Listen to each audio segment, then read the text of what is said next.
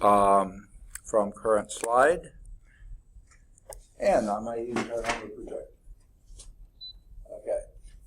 But there are a couple of announcements I wanted to make before we get started on the calculus this morning, and it's all focused on one event, and that's tomorrow morning. We have what they call a planning hearing tomorrow morning on the Birmingham campus, of course, not here, and they scheduled it not at a time that would be convenient, but it's, well, for us, but convenient for them, and that's going to be, my hour is supposed to be 10 till 11.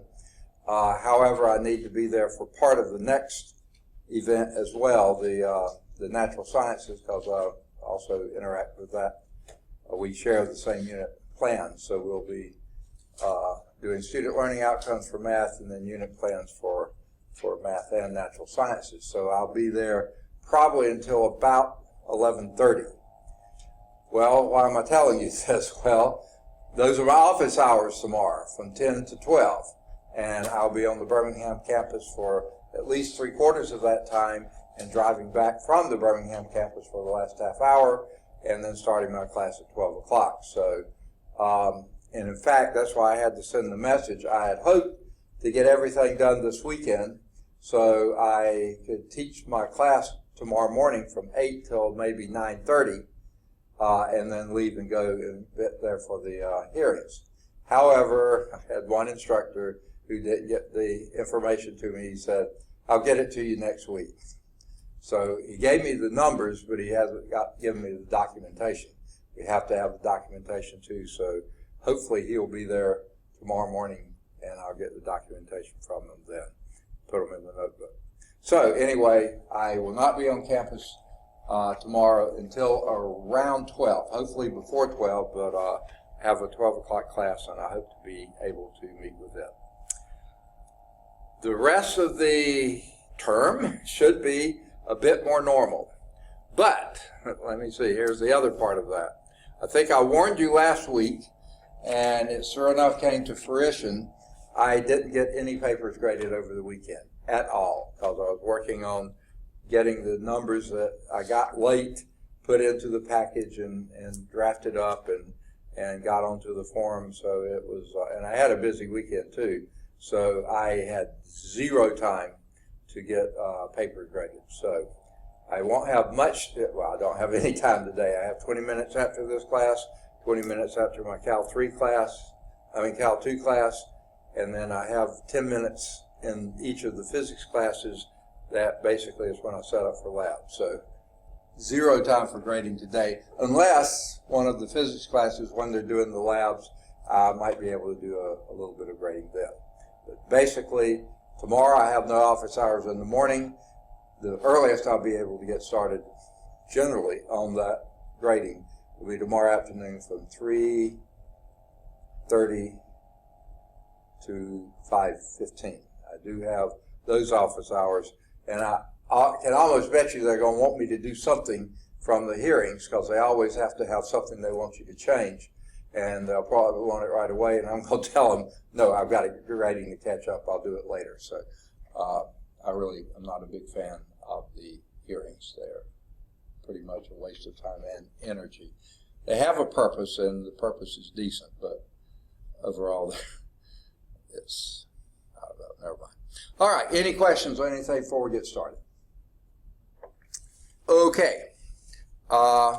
We're in, as I said, Chapter 4, Applications of the Derivative, 4.3, the mean value theorem and monotonicity, and we're in example 2.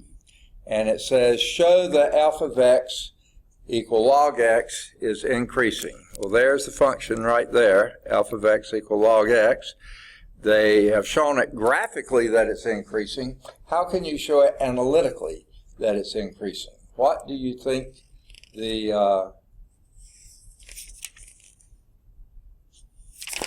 and I'll refer you back to the last thing we did, theorem 2. That should do it for you. So guess what we would do first? If there's our function, f of x equal log x, how can you show analytically without the graph that this is an increasing function? It's one of those questions. Take a derivative, and what is f prime of x? Oh, and by the way, yeah, okay, leave it like that. What is f prime of x? Derivative of log x. Anyone remember? 1 over x. Got it. Okay. Now,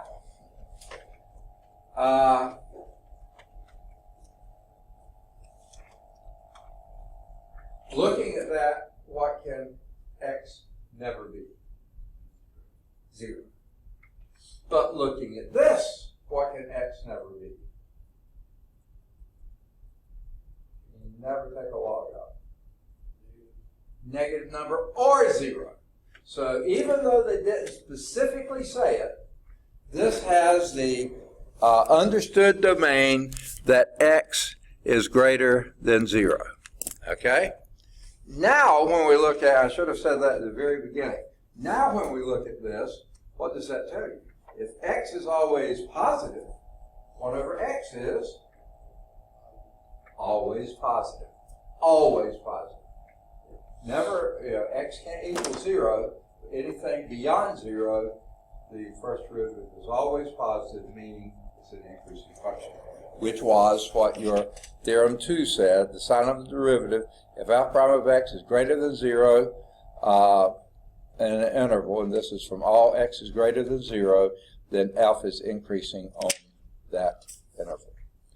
All right.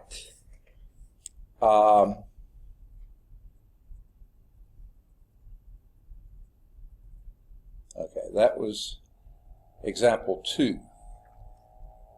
The next one, example 3, find the intervals on which f of x is monotonic. Now, what do we mean by monotonic? Yeah, in one direction. Either it's decreasing or it's increasing. That's it. It can't be wavering in that. Monotonic means moving in one direction, either increasing or decreasing. Well, here's the function right here. Now, is there any limit on that domain? F of x equal x squared minus 2x minus 3. No, polynomial functions are defined everywhere. Negative infinity, positive infinity. All real numbers. So we're going to have to consider the entire real number line. Well, they've drawn the graph for you, so you've got a pretty good idea. But how can we do this analytically without drawing the graph? Take a derivative. F prime of x is equal to 2x minus 2. Okay? Now, what we're interested in is where that's negative and where it's positive. Now, this function itself is a polynomial. That means it's smooth and continuous. Okay? So, all we have to do, here's what I suggest. First thing, find where it's 0. Okay? Then look a little to the left, a little to the right, find out whether it's positive or negative there. And because if you find one place at 0, and you can see right where that is, okay, if you find that one place at 0, and it's got to be smooth and continuous from there on, it's going to be strictly decreasing on one side and increasing on the other side if there's only one 0. If it's a smooth continuous function, which polynomials are. So I would say the first thing to do is set this equal to 0. And what does that tell you? What would you do next? Add 2 to both sides? That sounds like a winner to me. Well, I say 2 and write 3. Okay, next. 2x is equal to 2 divided by 2. And that gives you x equal 1. That's where the derivative is equal to 0. Now let's look to the left of that. Pick a nice convenient value to the left of x equal 1. Okay, negative 1 would be fine. E0, then that would be 0. I like it. Okay? So let's see what the derivative is when x is equal to 0. F prime of 0. would be what? Negative 2. What does that tell you about the function there?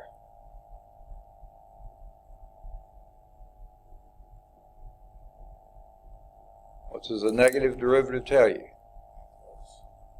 Second? It's a decreasing function. So if it's there decreasing at 0 and it's 0 at 1, that means it must be decreasing everywhere to the left of 0 because there are no other places where this derivative is equal to 0. So therefore it can't change signs again. Not if it's a polynomial function. It cannot, okay? So therefore we know that it's decreasing, and this is what it asks for. Find the intervals on which f is monotonic. So f of x is decreasing, and how would you give me that as an interval? Several ways you could do it. You pick a way. Second? Okay, from negative infinity to 1. Okay. Now, when you're talking about intervals, it's generally the case we'll just put them in parentheses. There's no real reason to put a bracket there. Okay? So usually intervals, you just put them in parentheses. And what else does that tell you? Oh, we might need to check a value. Give me a value somewhere to the right of 1. 2, okay, so let's see what f prime of 2 is, and what would that be? 2, okay. Positive 2, so this tells you that f is increasing. Where?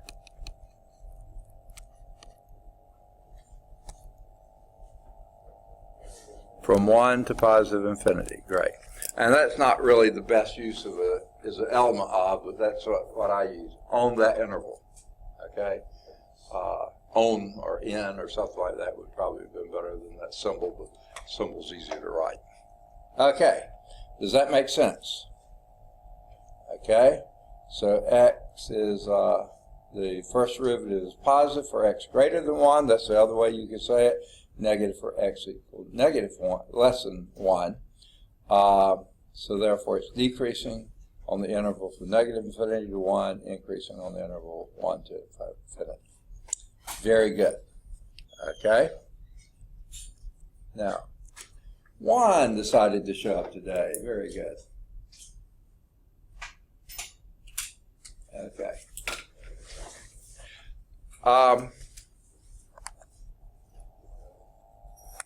We're, by the way, for those who have recently come in, let me go over a couple things. I announced it earlier, but since you may not go back and listen to it since you were here. My office hours tomorrow, I've lost about half of them because I've got a planning hearing over on the Birmingham campus from 10 till 11, and then I need to be there from 11 till about 11:30 for a second one. And then I've got a class here at 12, so I'll be going straight to the Birmingham campus. I had one instructor who didn't get me the information in time, so I've got to go get the documentation from him tomorrow. I have zero time to do it today, so I've got to go over there first thing in the morning and get it. So I will not be on campus here until close to noon. And then I've got a class that goes from 12 to 3:30. But then after 3:30 to 5:15, I'll have office hours again. And tied with that is the fact I didn't get any papers graded this weekend because I was trying to put together all this stuff. The guy sent me his numbers, but he didn't send the documentation. He said, I'll have it for you next week. So I had to put all his numbers into the spread, the report and get that done for tomorrow. So that's done, but I've just got to get the documentation and get it into the notebook. So I'll have to go over there first thing in the morning and do that. So if you turned in something last week, sorry, I don't have it graded. Or if you turned it in Wednesday, sorry, I don't have it graded. and I'll try to get grading done tomorrow afternoon after 3:30. But I do know this. I have a student coming by on a research project, and that's going to take a while, so I won't have that full time, but I'll try to get as much grading done as I can. I'll take stuff home with me tomorrow night in case I have time to do it then. All right, let's get back. All right. Remind me, what are our critical points? And how do you find critical points of a function? How do you find it? It's one of those questions. Take a derivative, very good, okay? Then that's how you find it. What about that derivative tells you it's a critical point? One of two possibilities. If it doesn't equal 0. Okay, either the first derivative equals 0 or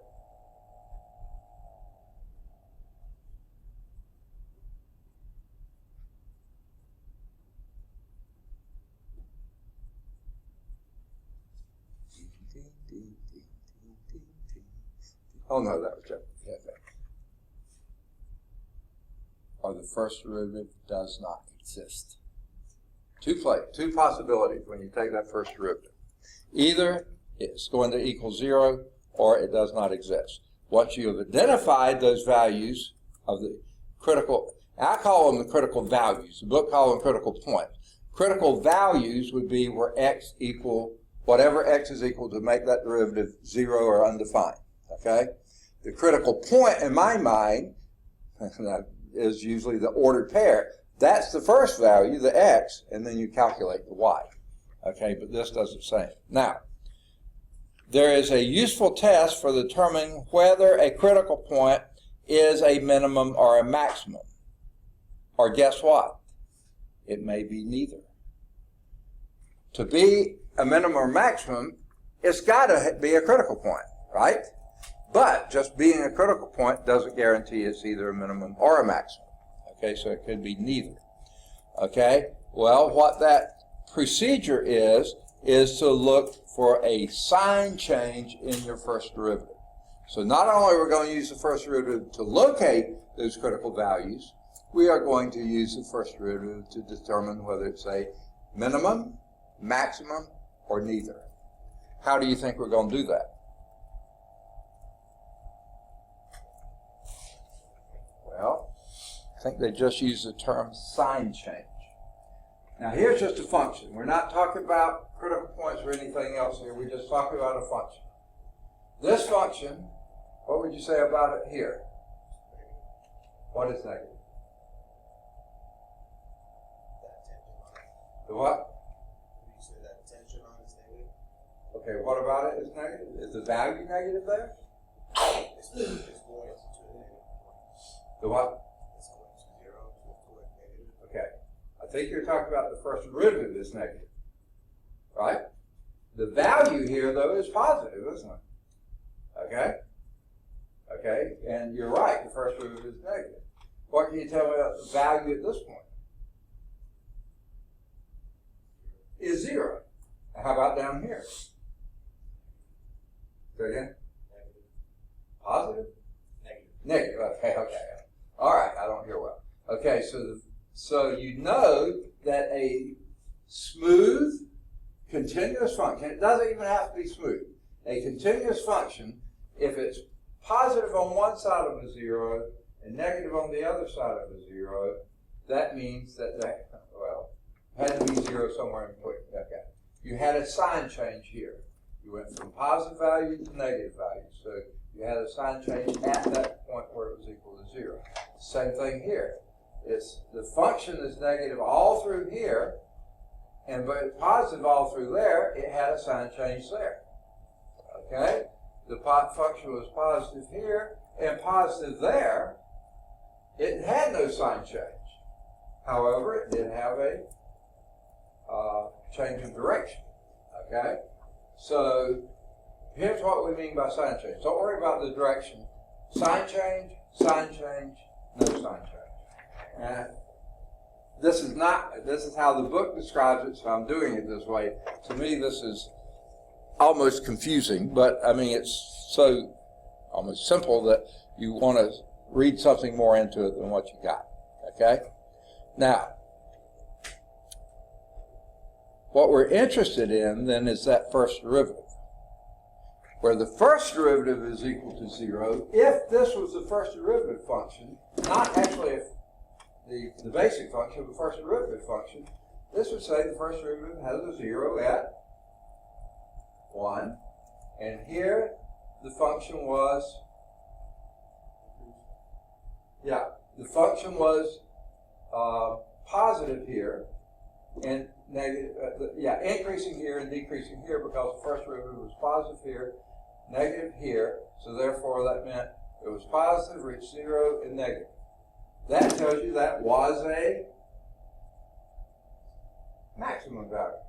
It was positive first derivative, 0, and then a negative first derivative. That had to be a local maximum. Okay?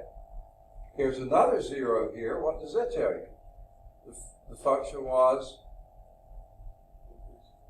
it was actually decreasing here. The derivative is increasing, but the function, if it had a 0 at 3, the first derivative was 0 at 3, it was negative before it got to 3, which means it's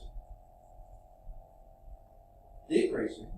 It was positive after 3, meaning it was increasing. So that meant at 3, the function had to have been a minimum.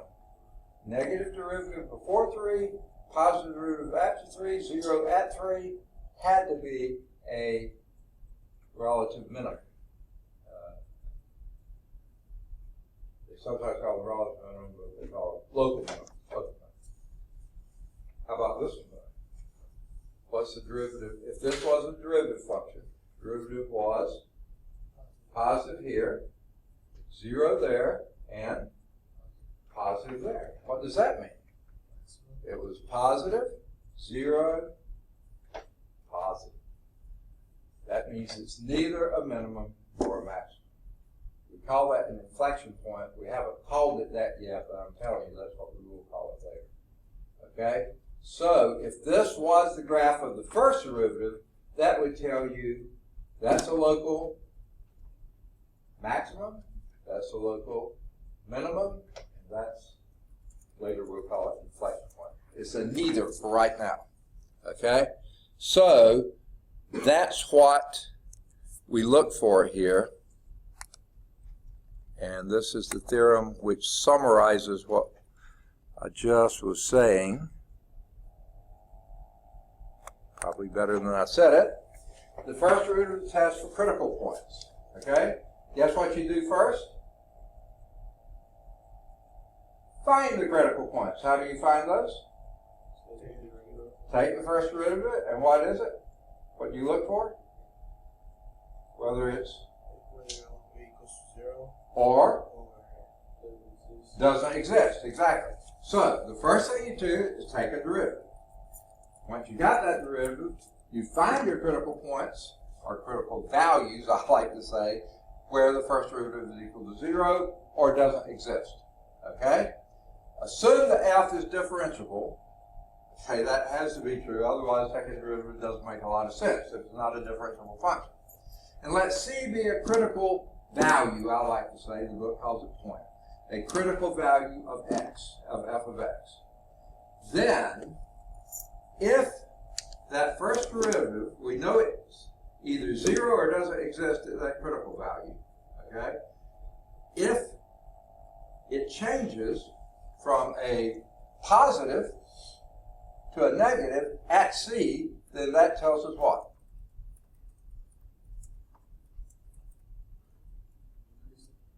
Say again? It changes from positive to negative at c. Yes, it's a local maximum. If the f of x changes from negative to positive at c, a local minimum. Absolutely. Okay? Now, what they didn't put on this slide, if f of x is positive on both sides of c or negative on both sides of c, it's a neither. It's neither a local minimum or a local maximum. Okay? And that can happen. I guess they'll say that in a later theorem. Okay? Now, here's another given here. We make the useful observation, f prime can change signs at a critical point, or critical value. It doesn't have to, but a lot of times it will. But it cannot change signs on an interval between two consecutive critical points. So if you had a critical point here and a critical point here, that means the first derivative is 0 here, or doesn't exist here, 0 here, doesn't exist there. Then the function can't have another local minimum or maximum, because then it would have had another critical value. And it can't, okay? So that means it cannot change, the first derivative cannot change signs between one critical value and another.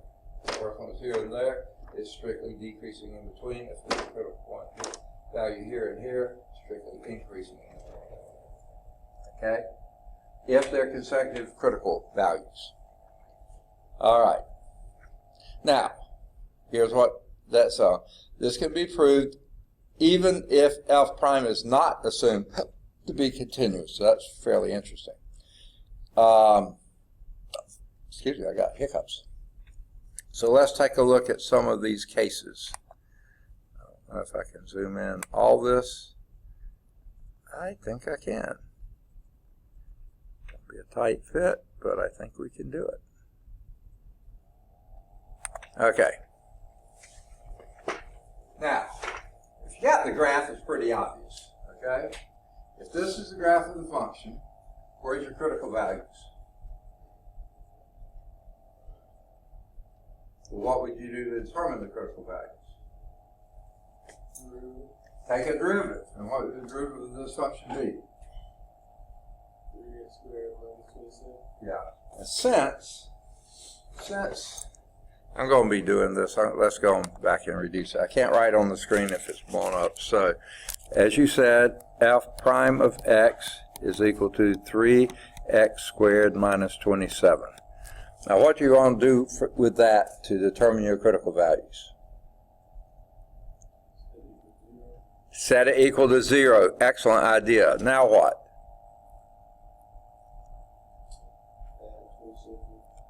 Okay, you could do that. Probably the safer thing to do would be to, what's the F word?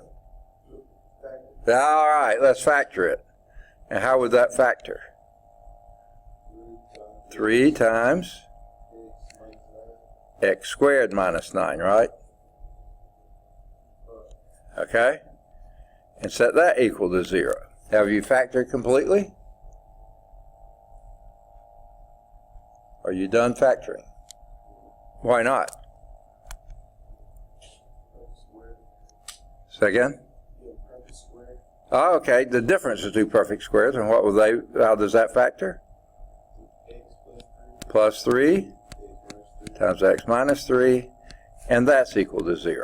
Okay. First question: can 3 ever be 0? No, not in this universe. So we'll divide out the 3 and be done with that. What does that second factor tell us, though? X can equal negative 3 or x equal positive 3. There are two critical values. There's no place that the first derivative doesn't exist. This is a nice polynomial function that exists everywhere. It has zeros at x equal negative 3 and x equal positive 3. Okay? Now,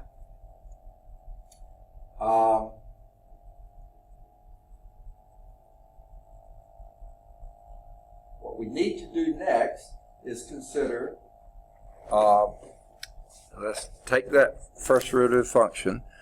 I'm going to go back to, why not go back? F prime of x is equal to 3x squared minus 27. I actually like to use the factored form, but we'll do it this way. Pick a value near negative 3. When I say near it, don't get past positive 3. That's not near enough. Something closer to negative 3. Pick a value. Something to the left of it. Negative 4, okay?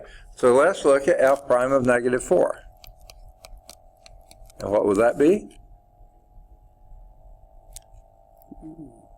What is negative 4 squared? 16 times 3. 48 minus 27. Who cares what the number is? It's positive. Okay, what does that tell you? On the left of negative 3, what's that function doing? Increasing. Absolutely. Now pick a value to the right of negative 3. And just as long as you don't get close to positive 3, or don't get to positive 3, what's a very easy one to do to the right of negative 3? 0. I like it. What is f prime of 0?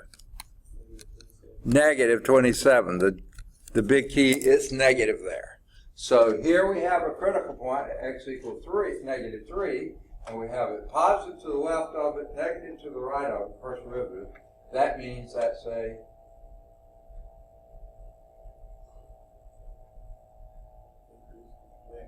local maximum, absolutely. Increasing up to it, 0 there, and decreasing after it has to be a local maximum. Okay, let's pick our other point, f prime of at positive 3, and Lauren's here. Just got to find you now. There you are. All right. We've already picked a value to the left of positive 3. 0 will work perfectly well. Let's pick a value to the right of positive 3.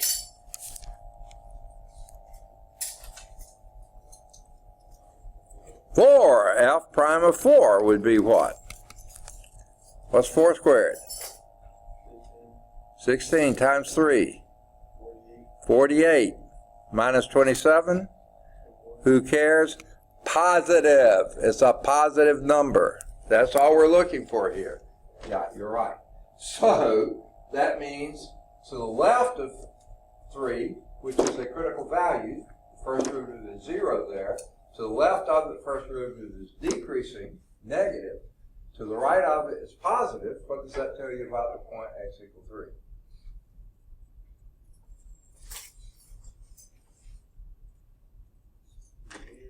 It's a minimum, a local minimum. Okay? Now, to me, that says it all. Drawing the graph of the first derivative, okay, it's a great thing to do. It doesn't add to me any insight at all. Just pick some values and see what's happening on either side of those critical points, critical values, and see what's happening there. So sure, you can draw this graph, and sure you have a sign change here and a sign change there, but I mean, that's just a lot of extra work. You still have to figure out that this positive, in fact, to get the graph you have to. Now, if you're doing it all with calculators, graphing calculators, and you're not having to think of anything, oh, maybe it's perfectly fine to do that. But shoot, if you're using a graphing calculator, you can look at the graph and see what's happening. That's the local minimum and local maximum without doing anything else. Okay? So that was example 4. No, what was that? Yeah, that was example 4. Okay? Now, let's move to, example 5. Oh no, it's still on 4. All right. They like to beat this into the ground, I mean, literally, okay? So what's the behavior of f of x? Well, let's see. Let's look at the sign of your first derivative. It's 0 at negative 3, 0 at positive 3. We know that's going to be our critical values. Look at the sign of f prime. It's positive here. That means the increasing function up to negative 3, 0 at negative 3. Negative sign between negative 3 and positive 3. We found that out by looking at 0. So that had to be a local maximum.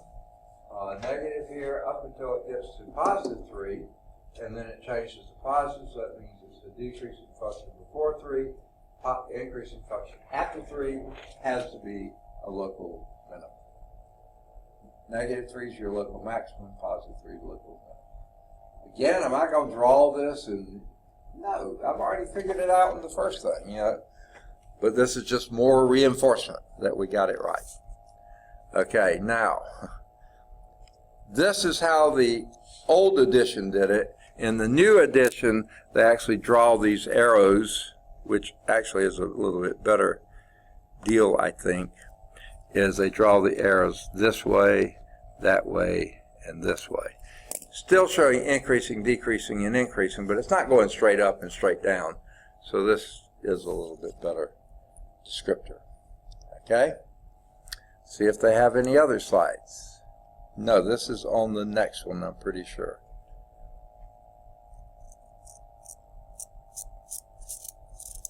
Okay, I just can't see the function, okay? There evidently isn't a function here.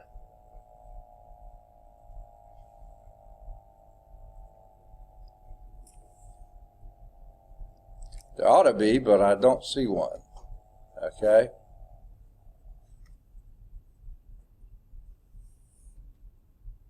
But the what I'm looking at is the figure 8b.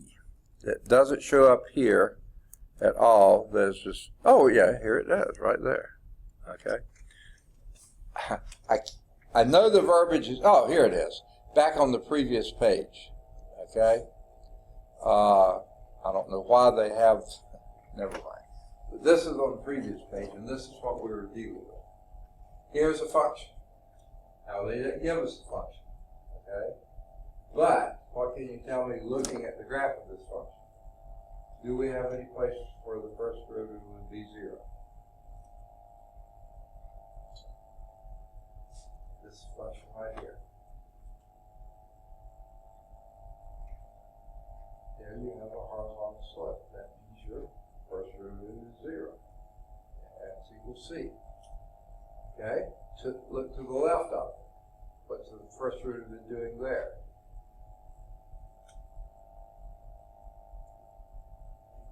Increasing is positive, increasing. What's it doing to the right of C? Positive and increasing. Therefore, that is a neither local minimum or local maximum.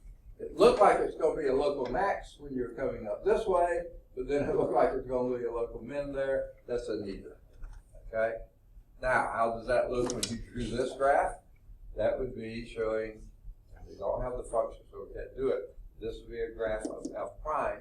It would be positive here, but decreasing, decreasing, going to 0 here, but then staying positive and increasing again.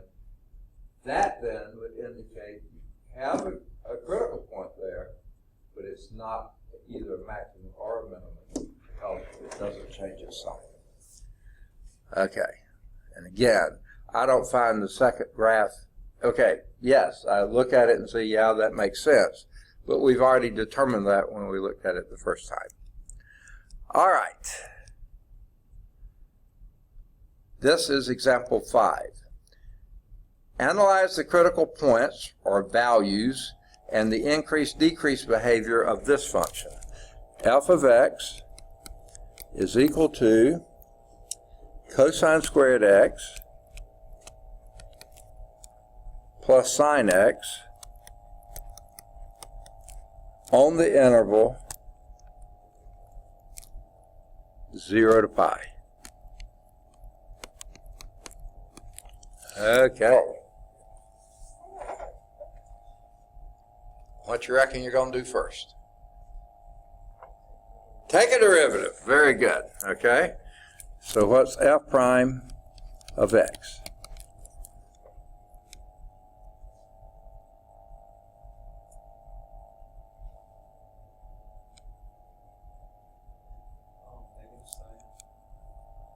Okay, you can start that way if you want to. Say again? I can't hear it a little louder. Okay, times 2.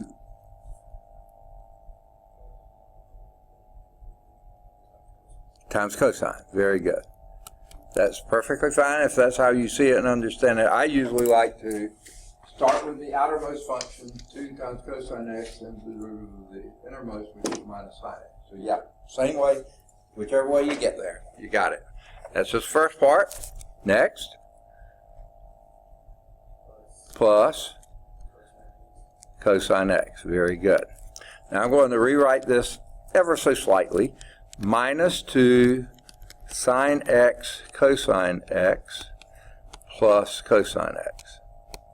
You okay with that? All right. And then what are we going to do to it? Yeah, but before we factor, why do we factor? To find zeros. So therefore, what we want to do? Set it equal to 0. Why? What's that going to tell us? Say again? Okay, critical values. We don't know for sure if they're minimum or maximum yet, but they're at least our critical values. Okay? And now, once you got it equal 0, now you factor. Okay? And what does that give us?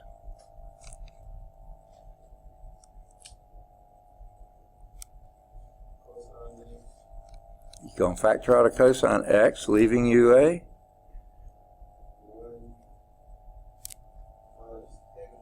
Okay, oh, I see he's reversing it. 1 minus? Second? Negative 2 sine x, isn't it? Now, he did a couple things there at once. It doesn't matter. I mean, frankly, I would have pulled out the minus with the cosine. A minus cosine x and left me with 2 sine x minus 1. But pulling out just the cosine x, that leaves you a positive 1 minus 2 sine x. Okay, so if you are going to do something tricky and do several steps at once, be sure you get them right. Okay. Everybody agree that's the factorization, or one factorization of it. What do we do now?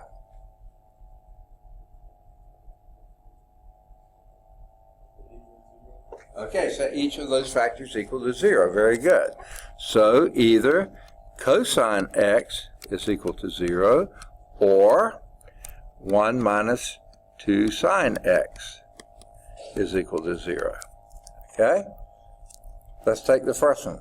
Where is cosine x equal to 0 on the interval 0 to pi?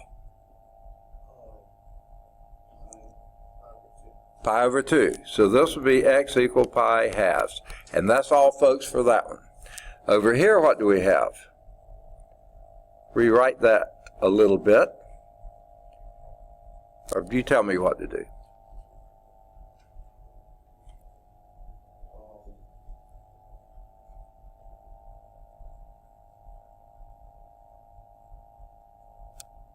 Help me, help me.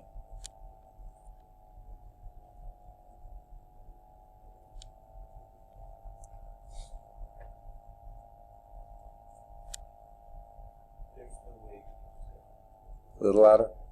So there's no way it could equal 0. Oh, really? Wow, okay. The edict has come down. There's no way that can equal 0. What could you do to test that edict? How about adding 2 sine x to both sides? Does that sound like a clever thing to do? All right, that would give us sine x, I'm reversing sides now, is equal to 1, or 2 sine x is equal to 1, right? Now what could we do? Oh, divide by 2. Maybe the edict is changing, let's see.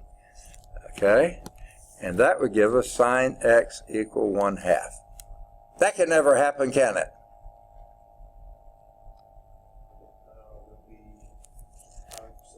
X can equal pi 6. You're absolutely right. Any others? 5 pi over 6. You're looking at the graph, aren't you? Okay. You wouldn't do that, would you? Okay. No, of course not. 5 pi 6. So here are our 3 critical values. Okay? Now, These are places where your first derivative is equal to 0. Now, how did they get 4?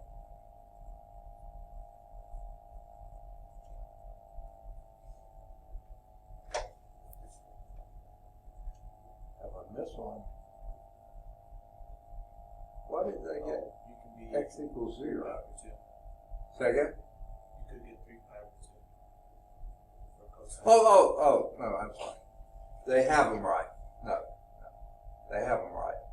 These are intervals. They're not points. Okay, that's why I don't like interval notation. Because I looked at that and said, these are ordered pairs. How did they get those ordered pairs? They're not ordered pairs. These are intervals. Okay, forget that. Don't look at that.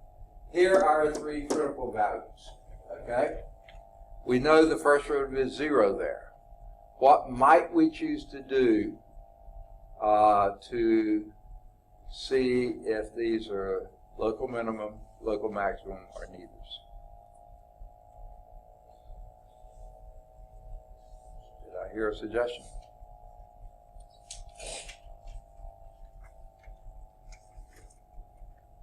Okay, mentally do this. Put them in order. There's the smallest, the middle, and the largest. Okay? So let's look at them that way. We know the function is has a first derivative equals 0 here.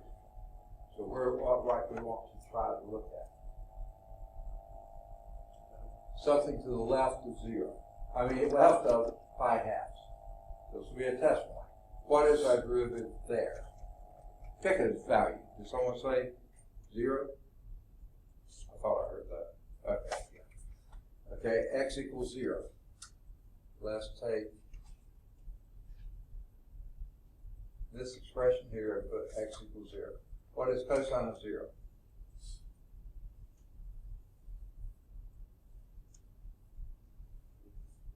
One. Okay. And what is sine of 0? 0.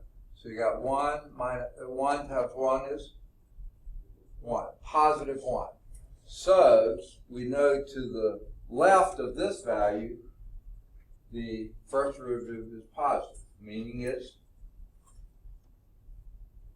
increasing up to pi halves, to pi 6.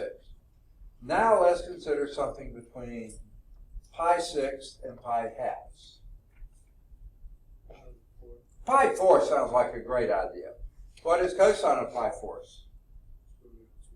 The square root of 2 over 2. What's the sine of pi 4? And 2 times the square root of 2 over 2 would be 2, square root of 2, right? This is 2 times the square root of 2 over 2. The 2's cancel out. So that means square root of 2. 1 minus the square root of 2. Now, is the square root of 2 less than 1 or greater than 1? Oh, man. Is 2 greater than or less than 1? 2 is greater than 1. So the square root of 1 is 1. Square root of 2 has to be greater than 1. Right? Okay? So this is greater than 1. So this difference here would be small number minus a bigger number? Negative. And that we already said was positive, right? Okay? Square root of 2 over 2. So this product must be negative. I don't care what value it is, I just want to know its sign. So it's positive to the right, negative to the left of pi 6. Guess what?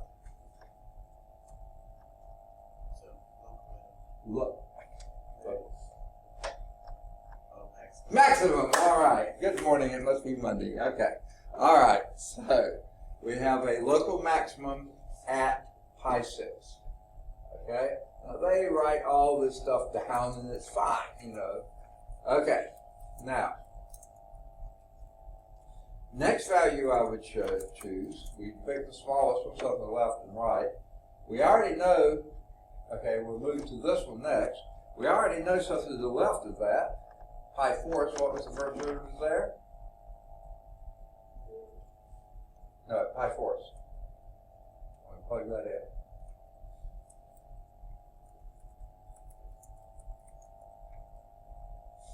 Pi 4. First derivative was? Say again? Okay. The first derivative would, all that we just did, remember when we put in pi fourths here and here, we came up with first derivative being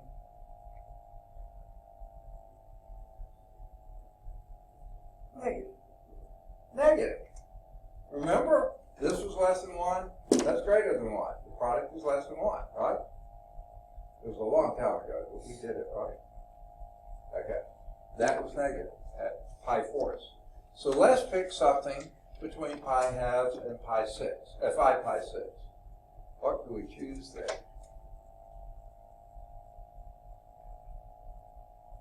Between pi halves and 5 pi 6. 2 pi over 3. Say again? 2 pi over 3. 2 pi over 3. Sounds good. I'm going to make sure that's right. Yeah, that works. And what is the cosine of 2/3 pi?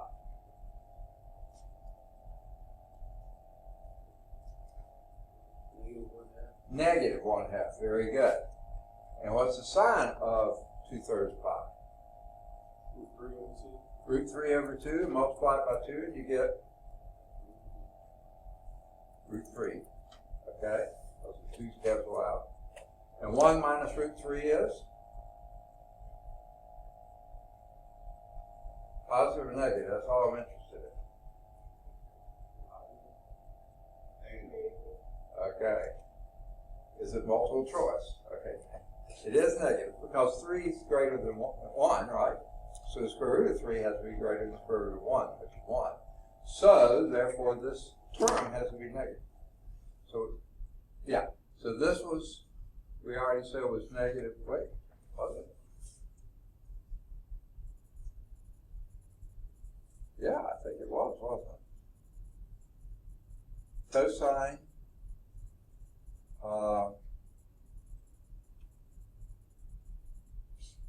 pi fourths. I mean, yeah. No, yeah, that was negative. And this one turns out to be negative.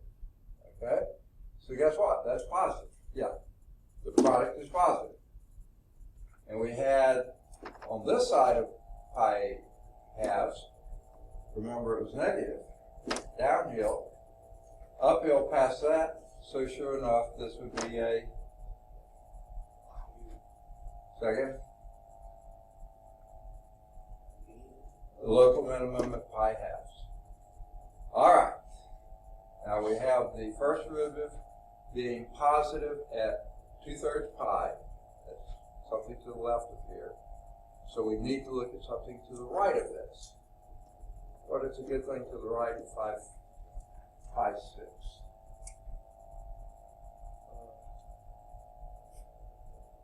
Pi. Okay, I like pi. Okay. Very much. Apple especially. Okay. So, what is the cosine of pi? 1. Is it? Negative 1. Okay. And what's the sine of pi? 0. So 1 minus 0 would be 1. So negative 1 times 1 is negative. So it was positive to, between pi halves and 5 6 pi. Okay? And it's negative past that, so it was positive on one side, negative on the other side, 0 in between. Guess what that is? Local maximum again. So this will be a local maximum, local minimum, local maximum. Okay? And you can set up these things and do your table and write them down. Any of those things you want to. Now they actually didn't use the trig functions that were very useful. They just had their calculator plugged in 0.5.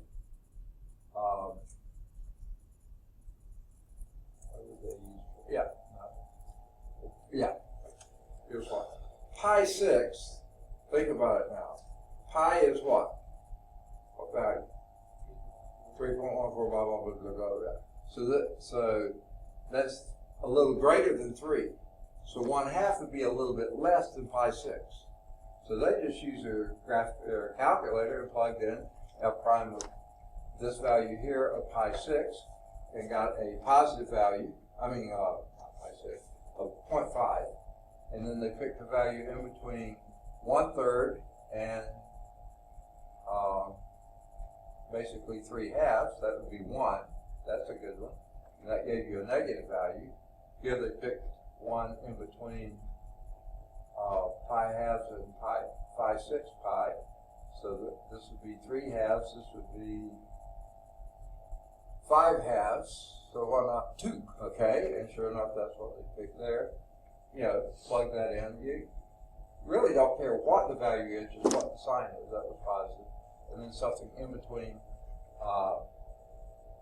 that, well, we know that 3, this is 3.14, this would be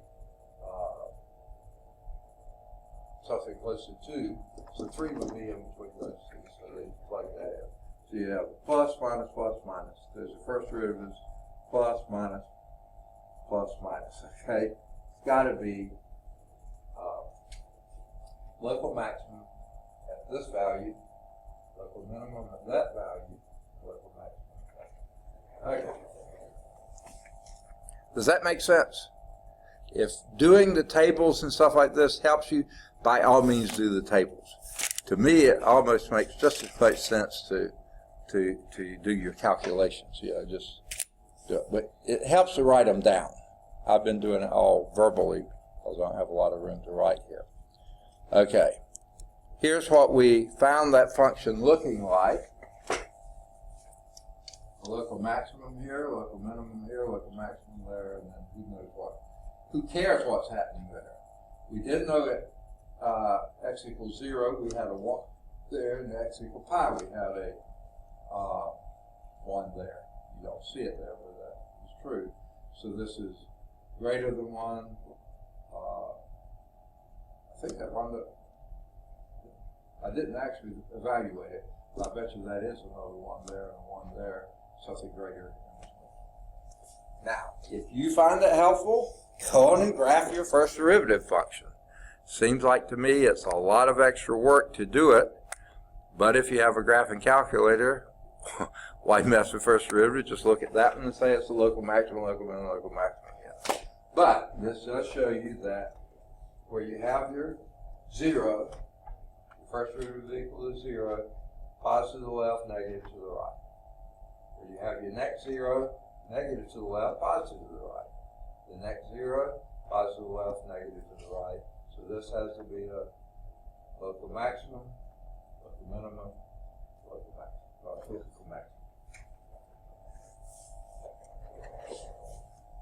Again, it's fine to do that second graph. I can see it changes signs, but I've already determined that when I plugged in those values. Okay, let's look at example 6. Okay, I think this is it. Analyze this function here. Okay, analyze the critical points of f of x equal 1/3 x cubed minus x squared plus x. We want to analyze the critical points. So what do we got to do first? What do we do first? Take a derivative. What's your f prime of x?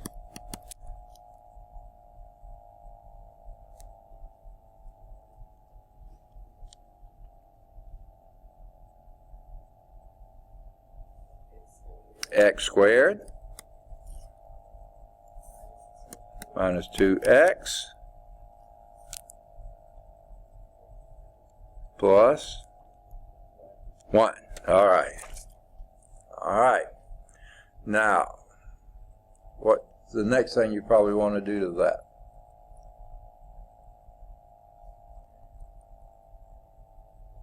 Hint, what the problem asks for? Analyze the critical values. Okay? Well, guess what? Okay?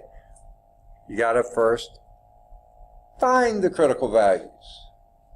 Yes? That's not where it is. Oh, it's not? Why not? Oh, never mind.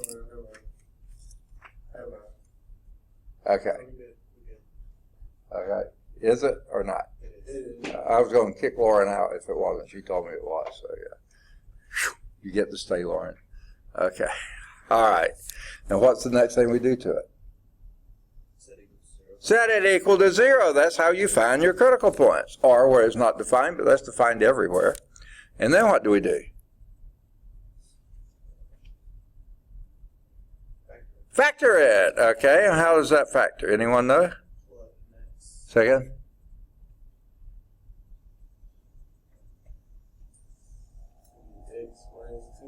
X minus what? 2. Really? Okay. Let's go through. Okay. How I factor is I unfoil. Okay? I first say, what's the only possible factorization for x squared? X times x, of course. Okay, that was the easy one. Okay, now where I'll look next is the sign of the last term. What is it? What does that tell you about these two signs? Okay? No, if that's a positive here, that means the product of them has to be positive, meaning those two have to have the same signs. And since the middle sign is negative, that one's got to be negative, right? Okay. And then I look at the last term. What's the only possible factorization for 1? 1 times 1. Well, that doesn't guarantee that's a factorization. Okay? Let's see if it is. Check it by, unfold to get here, so we check it by foiling. X times x, x squared, good. X times minus 1, negative x, negative x, that's negative 2x.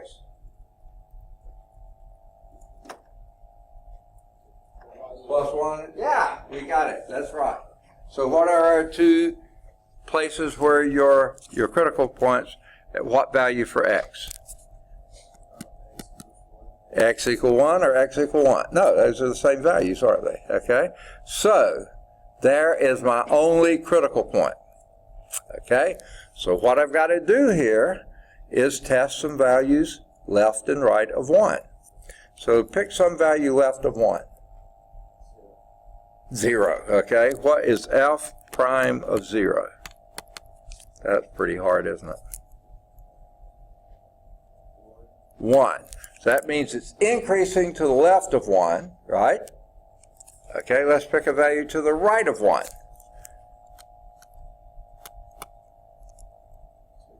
Say again? 2. Oh boy, creative this morning, aren't we?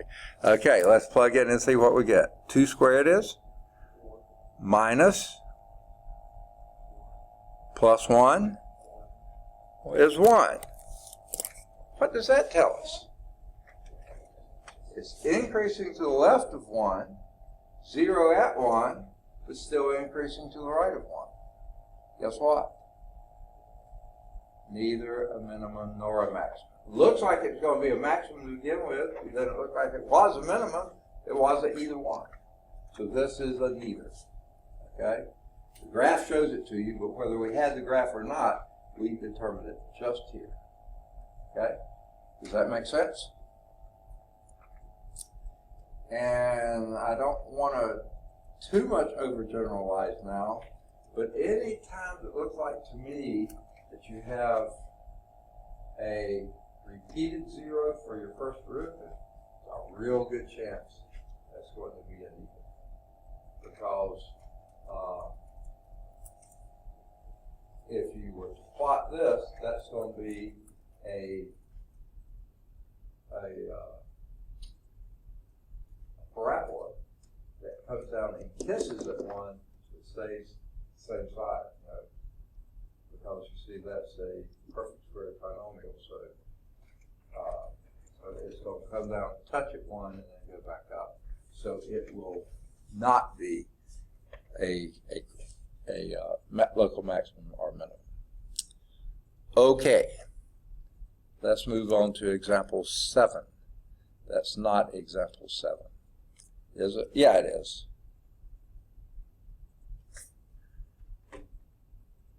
No, it isn't. I guess this one doesn't have example 7. Okay, so let's do example 7 here. With no graph. You got it in your book, but you don't have to look at that if you don't want to. Analyze the critical points of this function. F of x, or critical values of this function, is equal to 1 minus x raised to the 2/3 power. If I want to analyze the critical values of that function, what would I do first? Take a derivative. Why would we take a derivative? So let's go on and take it. What would that be?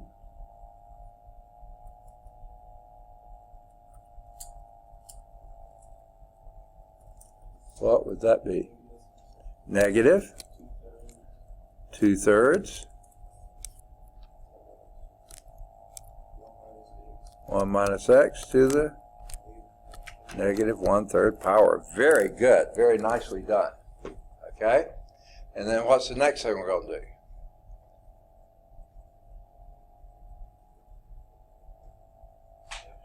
Set it equal to 0. Okay? All right. Now, I'm going to rewrite that slightly. Is that okay? Okay, I'm going to put my minus sign out front. I'm going to put everything that's in the numerator in the numerator. That's 2. In the denominator, I had a 3, and this thing, which is 1 minus x to the 1/3 power. Does everybody agree that is the same as this? Okay. Now, can that ever be true? If I have a fractional form equal to 0, what if that numerator better be 0? Is negative 2 ever 0? No. So this one does not have a first root of being 0. Okay, it does not. Okay.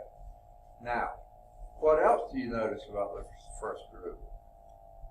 Especially written in this one.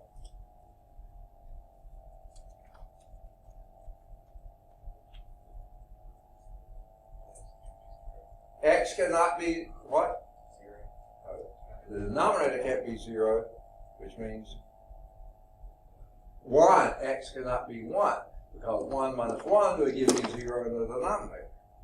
So there's the critical value where x equals 1. It's either where the first root is 0, there is no place this is 0, or where the first root doesn't exist. This does not exist when x equals 1. Right? So there's our potential, there is our critical value, x equals 1. And what are we going to do with that? This is our critical value, x equals 1. What did we do before?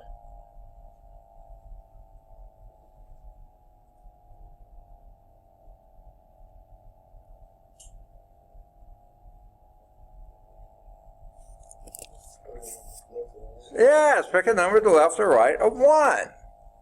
Give me a good, nice, convenient number to the left of 1. 0, I like it. Let's see what f prime of 0 is. What would that be? Negative 2 over 3 times 0. No, not 0. 1 minus 0 is 1, and the cube root of 1 is 1. That's negative 2/3. Okay? That wasn't too bad, was it? That means it's a decreasing function to the left of x equals 1. Okay? Let's see what it is to the right. Pick a number to the right of 1. Second? 2. All right. Picking some really incredible numbers today. Okay? That would be a minus 2 over 3 times. And what's 1 minus 2? A negative 1. And what's the cube root of negative 1? Can you do that? It's also negative 1. You got it. So what would that be? Positive 2/3. Who cares what the value is? The point is it's positive. It's negative to the left, doesn't exist at negative at 1, but it's positive to the right of 1. So guess what? What is it at x equal 1? What kind of point is that? Okay. Negative to the left. Second. What'd you say? I can't hear. A little louder. It's a critical point at 1. Yeah, that's what we got here. Critical value at 1. And now we're trying to determine what kind of to analyze that critical value. It's the first derivative is negative to the left of 1, positive to the right of 1. What would that make this? Say again? A minimum, absolutely. That would be a minimum. Okay? So f of c is a minimum. F of 1 is a minimum. Now, what this slide here is, can I erase this or y'all want it up a little longer? Okay. What this slide is all about is, this is part of the proof of your mean value theorem. Okay? I don't know if you remember what the mean value theorem is. Let me sort of state it generally for you. If you have a function, a continuous function, okay, on the interval from a to b, and f of a is not equal to f of b, then there's some point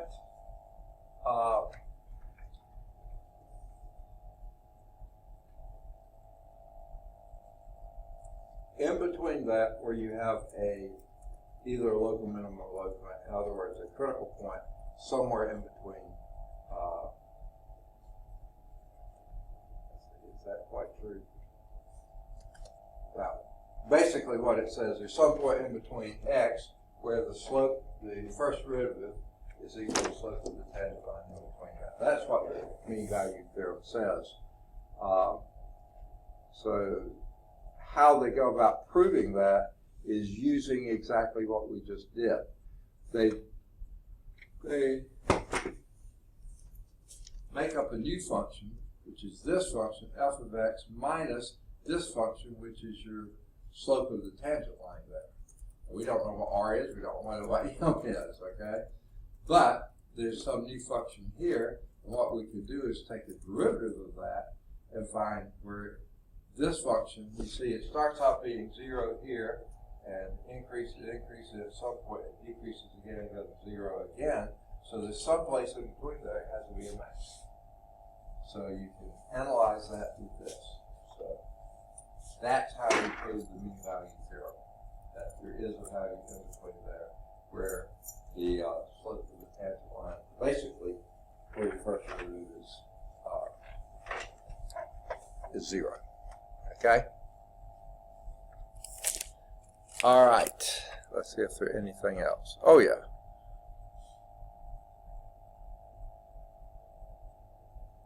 This is just part of the summary, going back over one of the main parts here. And again, this is one way you can do it. But if you analyze the first derivative at that critical value, c, you know at c it's either not going to exist or is equal to 0, the first derivative, okay? So take a look at what's happening to the left of c and to the right of c. And if it's positive to the left of c, negative to the right of c, you know it's got to be a local maximum. If it's negative to the left of c, positive to the right of c, it's got to be a local minimum. If it's positive to the left and positive to the right, 0 in between, that's neither a local minimum or maximum, or negative to the left, 0 at c, and then negative after that, that's neither a local minimum or maximum. So just looking at the value of your f prime, the first derivative, you know what it is at c, either 0 or it doesn't exist. Then look at the value left and right of it. If you have a sign change, it is a local extremum. But if it's no sign change on either side, positive, positive, negative, negative, then it's not a local minimum or maximum. Okay. Are y'all all in favor, let me just make sure, yeah, of doing the preliminary questions or not? Yay or nay? You want to do them? Was that a sure? Okay, let's do it. All right, for which value of m is the following statement correct? Okay. If f of 2 is equal to 3, and f of 4 equal to 9, and f is differentiable, okay,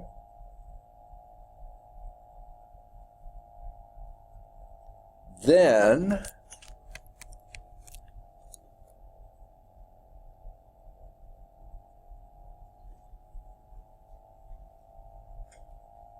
f has a tangent line of slope m.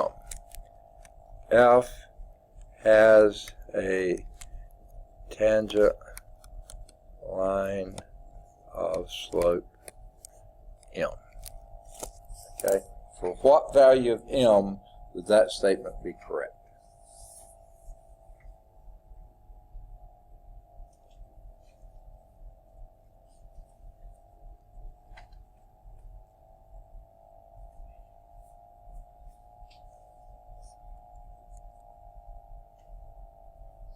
Ring a bell? Here we have an f value at one value, another f at a different, these are different values here, then we're guaranteed there's some place in between there where the slope of the tangent line is equal to the slope of the secant line. So basically, on this one, what we have to do is figure out what the slope of that secant line is. And how would you get that?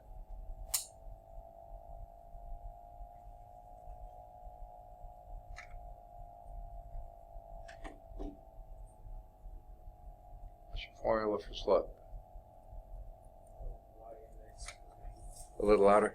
Y equals mx plus b. It almost sounds like the slope-intercept formula. Oh, okay. M is equal to y2 minus y1. Was there more? Over x2 minus x1. And in our problem, what would those be? Would be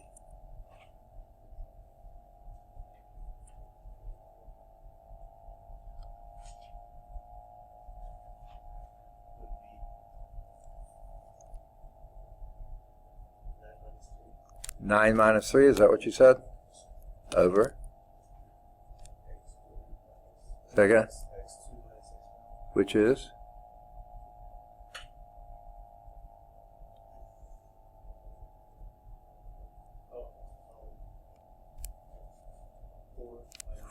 Or minus 2, which is 3.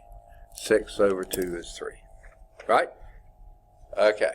So the M, certainly, there may be others, but certainly that one will, will work. M equals 3. Okay, let's go to the back and make sure they got it right back here.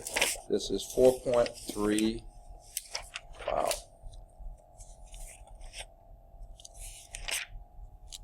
A long time since we did these, isn't it? Yeah, we're almost there.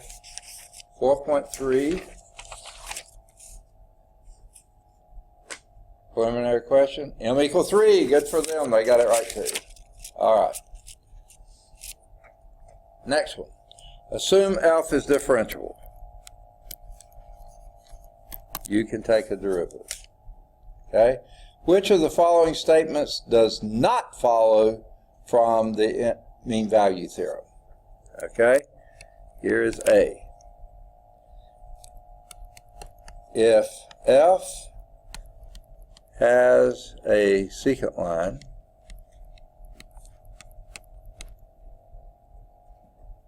of slope 0,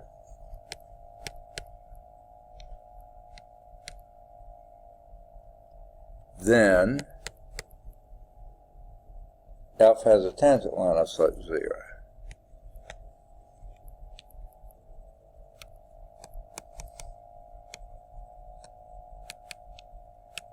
Okay.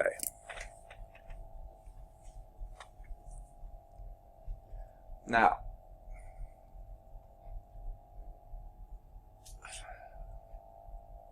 that does follow from the mean value theorem. That's not, it isn't the mean value theorem. Because in the mean value theorem, the f values have to be different. Okay? And they wouldn't be if this has a slope 0. Okay? They wouldn't be the same value. But I think it still follows from the mean value theorem. Okay? We'll check on that in a minute. The B one. If f of 9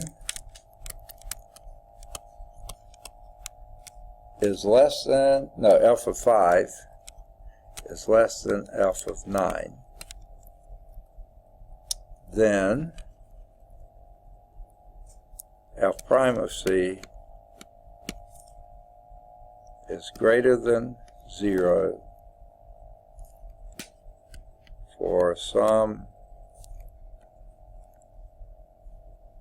c on 5 to 9. Okay? Does that necessarily hold?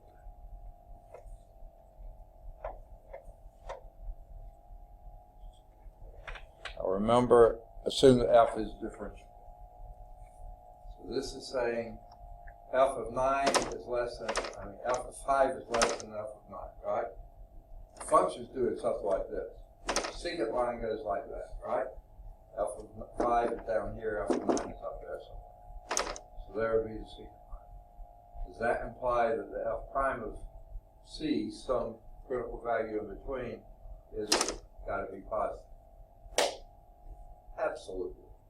Because obviously that's a positive slope of the secant line, so there is going to be some value c where you first root is positive. We don't know what value it is, but we know that's got to be. So that's a yes. Okay? C. If f prime of x is greater than 0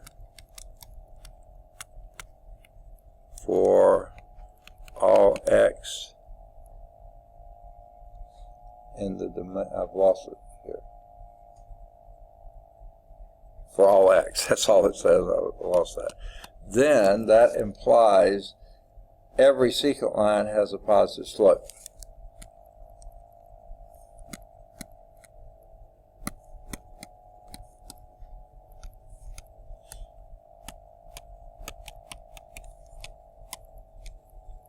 Okay, does that follow?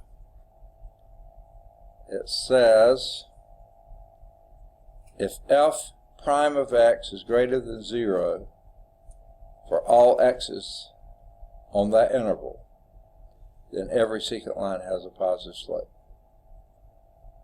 What you think? True or false? Yeah, it's got to be true.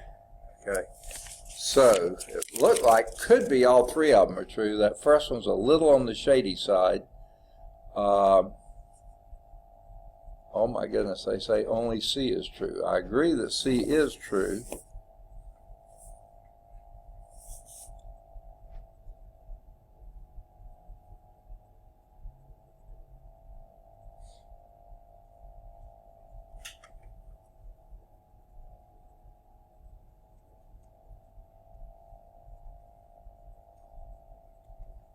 But it looks like B's got to be true too.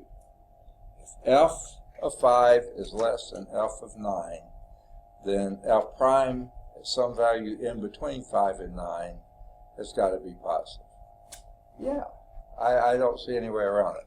The first one, you can't necessarily say that. If you look back at the mean value theorem, if f is continuous A and B and differentiable on A to B, then there exists at least one value of C in A to B such that f prime of C is the same as the slope of the secant line. Okay?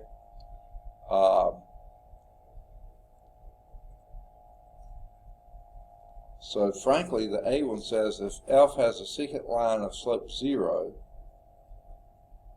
then f has a tangent line of slope 0 somewhere there. And I cannot see why that would not be true. But I won't mess with it any longer. I would say all three of them look possible. B is definitely true too, though. They only said C. Oh, I left off D. Sorry about that. If f prime, here's D. Sorry. If f prime of x is greater than 0, oh, I'm sorry. I misread that.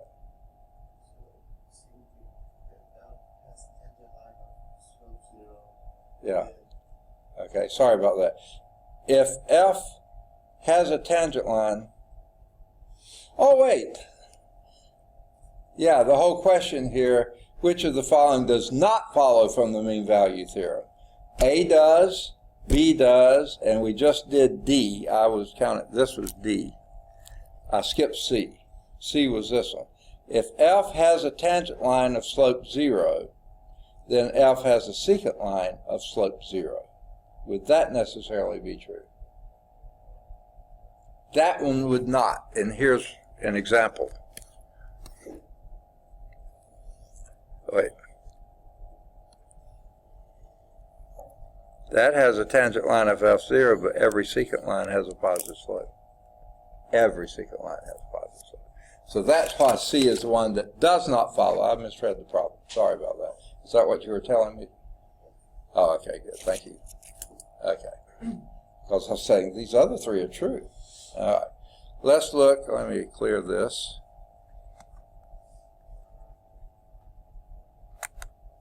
Anyone need that any longer? Okay, number 3. Can a function with real numbers as its domain that takes on only negative values have a positive derivative? If so, sketch an example.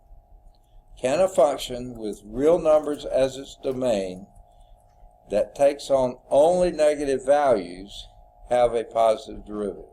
What you think? Yay or nay?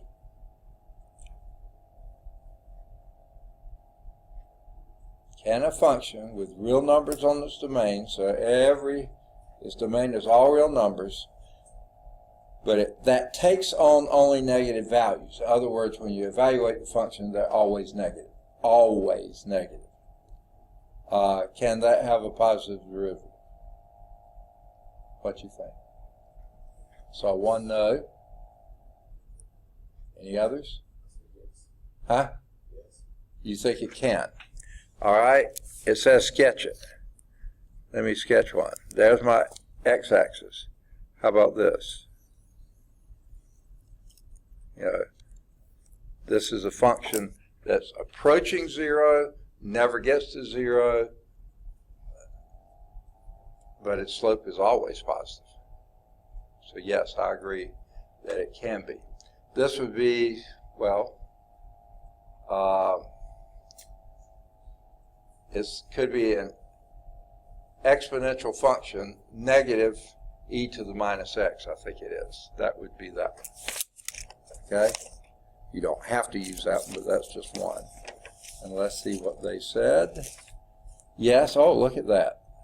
They drew a very nice looking graph. Okay? Always has a positive derivative, but the values are always negative. Very good. Number 4. For f with a derivative as in figure 13. Can all of you see a figure 13? Close enough to a book so somebody you can look on? Okay, or on your computer or something. For f with a derivative, let me just let me sort of draw this line here. There's your y-axis, here's your x-axis, and here's your C is there. Okay? And this is a graph of f prime. Okay? For f with the derivative as shown in this figure, is, the A part says, is f of c a local minimum or maximum?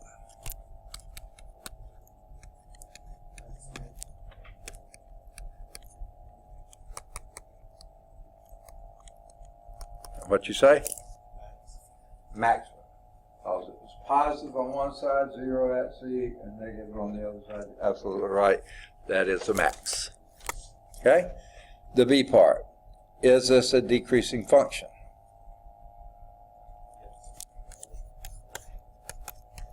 All right.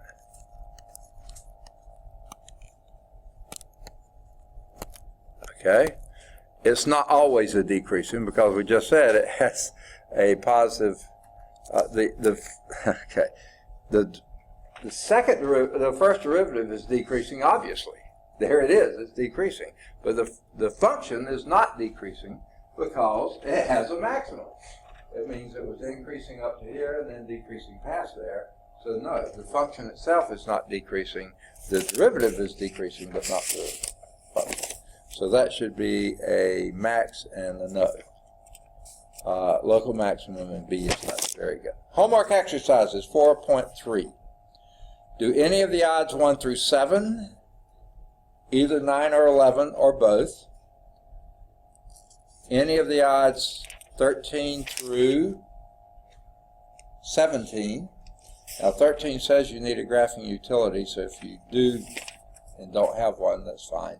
You can skip that one, but see if you can do it without it.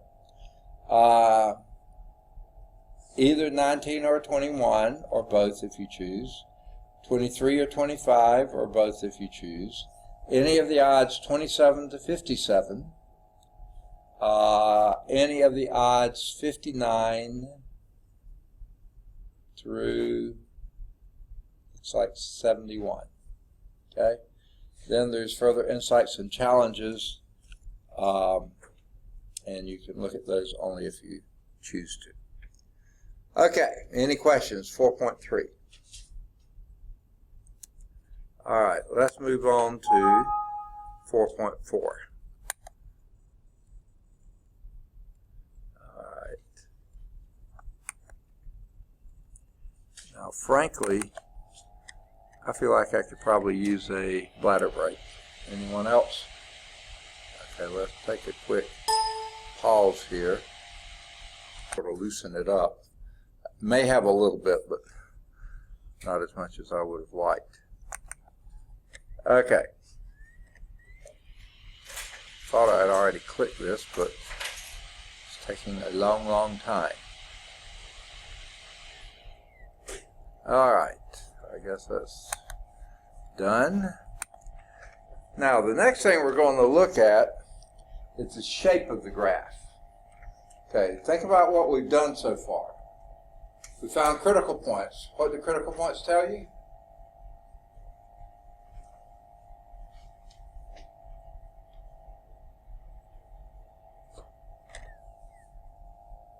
Two things, critical point. Got to be one of two things. Where either the first derivative doesn't exist or is 0. Exactly. Now, and a critical point may be, and quite often is, either a local maximum or a local minimum, or a neither, okay? But your critical points are always going to be something, either a local minimum, local maximum, or later what we'll call an inflection point. In this section, we're going to talk about another part of the shape of a graph. That's how a graph looks. Here is how a graph is shaped, okay? And we have these terms for it. Now, this is sort of backwards from how I learned it. I'll first learn what you did and then what you called the things. Now they start with what you call the things and what is. This, a graph that looks like this is called concave up. Okay? In other words, it's curving upward. Now, it doesn't have to be a complete curve like this. That's curving upward. This is curving upward. Both of those are curving upward, right? We call that concave up. When they're curving downward, that's called concave down. So there's concave down, this is concave down, that's concave down. Every case, the curve is down, okay? So, that's going to tell us something about how to draw the graph. Well, what means this concavity, okay? What's happening there? Well, let's take a closer look. First is a concave up and a concave down. In this concave up, your first derivative here, what can you tell me about it here? First derivative at this point is negative, okay? How about just a little bit further on? Still negative? Is it as negative as it was a while ago? No, it's a little less negative. In fact, it's going toward zero. And then past here, it's slightly positive, more and more positive. So that first derivative, the first derivative is always increasing. Right?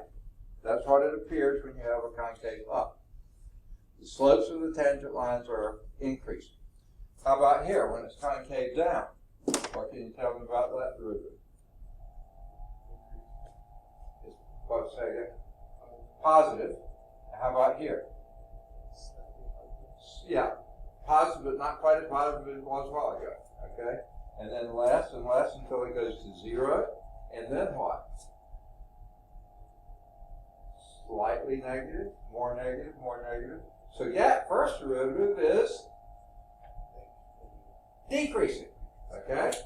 Now, if the first derivative is always increasing, which we just said here, it's not that the function is always increasing, the first derivative is always increasing. That means the second derivative must be positive. And if the first derivative is always decreasing, that means the second derivative must be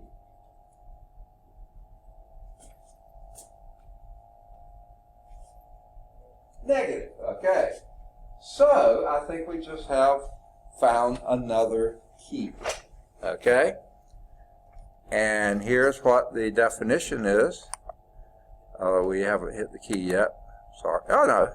Okay, yeah, we sort of have. We haven't said anything about second derivative yet. I did, but I jumped the gun on you a little bit here. Concavity, I guess is how you say it. Concavity.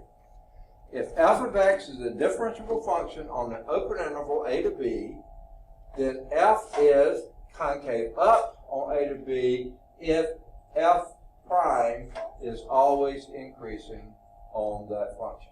Doesn't mean it's always positive, it's increasing. F prime is increasing.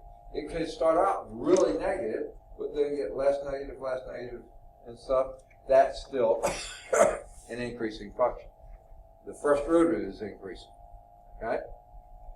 If f is concave down on an interval a to b, if f prime is a decreasing function on that. It could start out really positive, but then get less and less positive.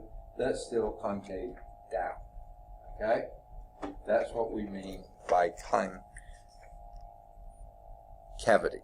I guess is how you say it. All right. Now, I will, I don't know, y'all may be too young to remember the big recession we had back because investors had been investing in stocks that were really worthless. They were mounting all the worthless and really bad house loans into packages and selling them to investors, and the house loans weren't any good, but investors thought they were nice, safe stocks. and things really screwed up there. Well, about that same time, the stock market was real big on derivatives. And when I first heard that, I thought, fantastic, finally they're putting a little sense to this thing. They're looking at the derivatives and projecting what's going to happen from there. Well, I found out later that wasn't what they're doing. They called something else derivative. But this would be a good hint. What can you say about the first derivative of this stock price? It starts at 25. This is company A starting at 25. And what can you tell me about its derivative there? Yes, second? It's increasing. It's increasing. The derivative is, the derivative is positive. That means the stock price is increasing, okay? But, what else can you tell me? That first derivative is, it's decreasing. The first derivative is decreasing. The stock price is increasing, but the first derivative is decreasing. Now, how about company B over here? How about its initial stock price? Starts at 25, but which looks like the better deal here? Yeah, A looks pretty good because its stock price is increasing pretty fast. But it's slowing down that amount of increase. Whereas company B, even though it's starting slow, it's still positive. But what does its future look like? Sky's the limit. It looks like anyway, for at least a little while. What's the difference?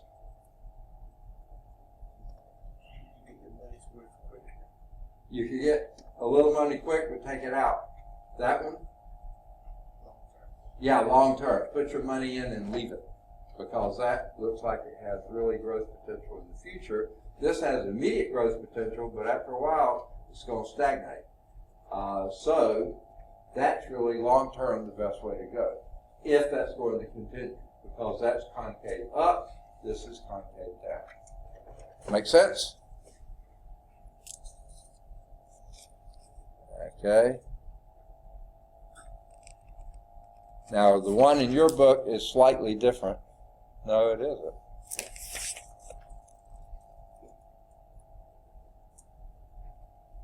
Okay.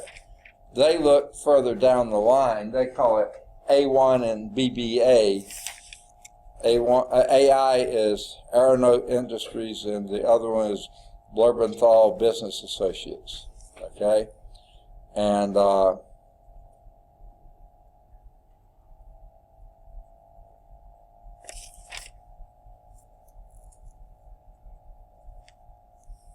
if they took it out to here and said currently the sale price is $75 right there and right there, sure enough they are $75 at that point, which is the best deal. And you're here at 75 and here at 75, which is the better deal? Look at that growth potential there. That one looks like it's either going to stagnate or it's going to drop. Okay? So definitely go with the up. Keep in mind that a function can decrease while its derivative is increasing. And in figure 4, here's an example of that.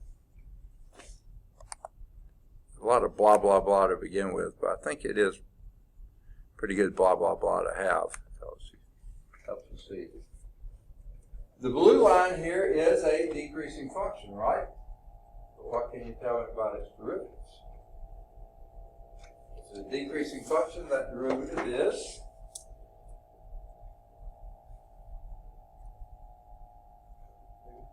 negative. Okay? But what can you tell me about this trend? It's getting less negative, in other words, getting more positive as it goes. The derivative is negative, but it is increasing. Okay? From a very large negative number to not so negative number to a very small negative number, that is like -5, -1, -0.5 or something like that. It is an increasing. The first derivative is increasing, even though the function is decreasing. Okay. that leads to our test for concavity. And this is what I gave away a little bit earlier. Goodness gracious, this thing's jumping all over the board. Okay. Did that do anything? I don't think it did.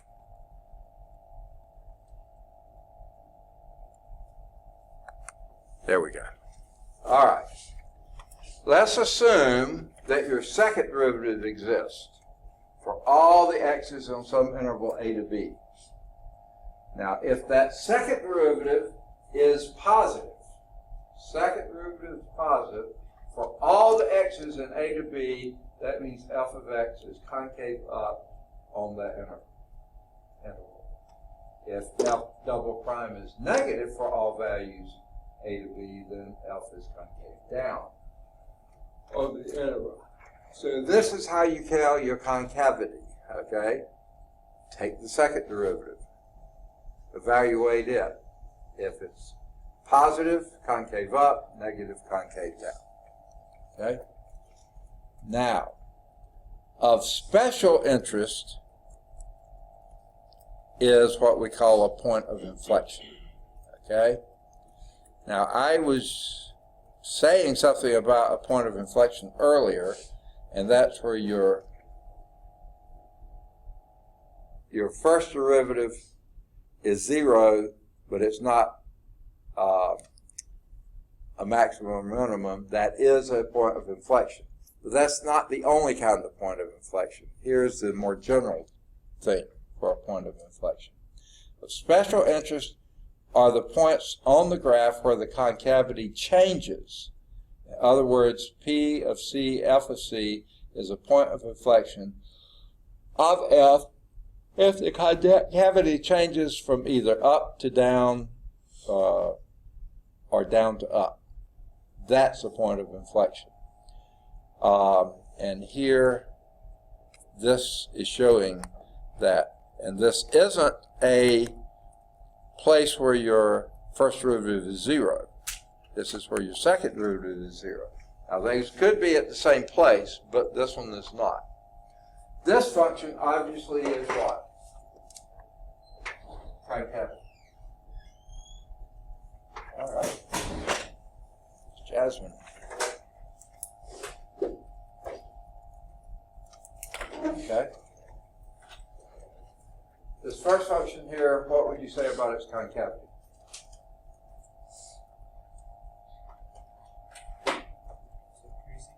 Say again? This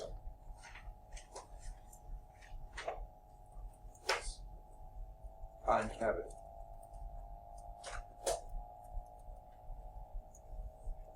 Anybody? It's concave down. This one? Read ahead, right? Multiple choice, huh? It's concave up. What if you brought these two together? Here, this is concave down. Here, it's concave up. Bring those two together at that point there. Obviously, and what can you tell me about the second derivative? Is this concave down? Yeah, the second derivative is negative, and where is concave up? Positive. So if this is a nice continuous function there, guess what the second derivative is at P? If it's negative here, positive there, what must it be the P? 0, right? Negative and decreasing, increasing but positive, that has to be 0. So that is a point of inflection, okay? Where your concavity changes direction, changes sign. Concave down to concave up, that's your point of inflection. These are not always easy to see. You know, horizontal, a local maximum, local minimum, you can look at it and say, yeah, that's a local maximum, that's a local minimum. Easy to see. If you have this, exactly where that point of inflection is, you know it's somewhere in between there, but you don't. It's hard to say where, because right there is pretty straight for a while, and you can't tell if it's concave up or concave down. That's obviously a local maximum, local minimum. In between there is a line of inflection. Okay.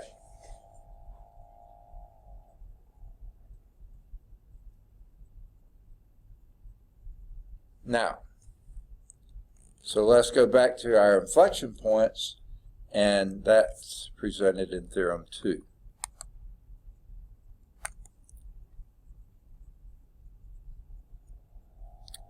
I've already given it away, but here's our test for inflection points. Assume that the second derivative does exist. If f double prime at some value c is equal to 0, and f double prime changes sign at x equals c, then f has a point of inflection at x equals c. So if f double prime is 0 somewhere, and it changed from positive to negative, or that would be negative to positive, or changed from positive to negative, that would be an inflection. So the first thing is the second derivative has to be 0 there, okay? But your second derivative also has to change signs there. Now, what I want to say, it sounds like they left out here is the fact that it could be that the second derivative doesn't exist. Well, it says, no, assume that it does exist. First derivative either 0 or doesn't exist. Second derivative for concavity, it has to be second derivative equals 0 and the sign change. Okay. Here are two functions, okay? Let me blow this up a little bit. Again, they're starting with a lot of blah, blah, blah before we ever get to do very much with it. Okay. This is pretty obviously a cosine curve. F of x equals cosine of x. Follows perfectly. Okay? Now, just looking at this, what would you tell me about concavity here?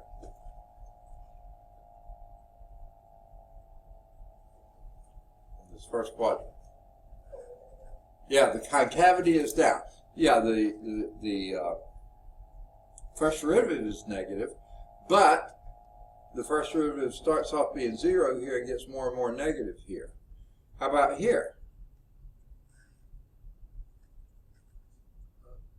Concave up, because the first derivative is still negative here, but decreasing. Here it was negative but decreasing. This is negative but increasing until it gets to 0.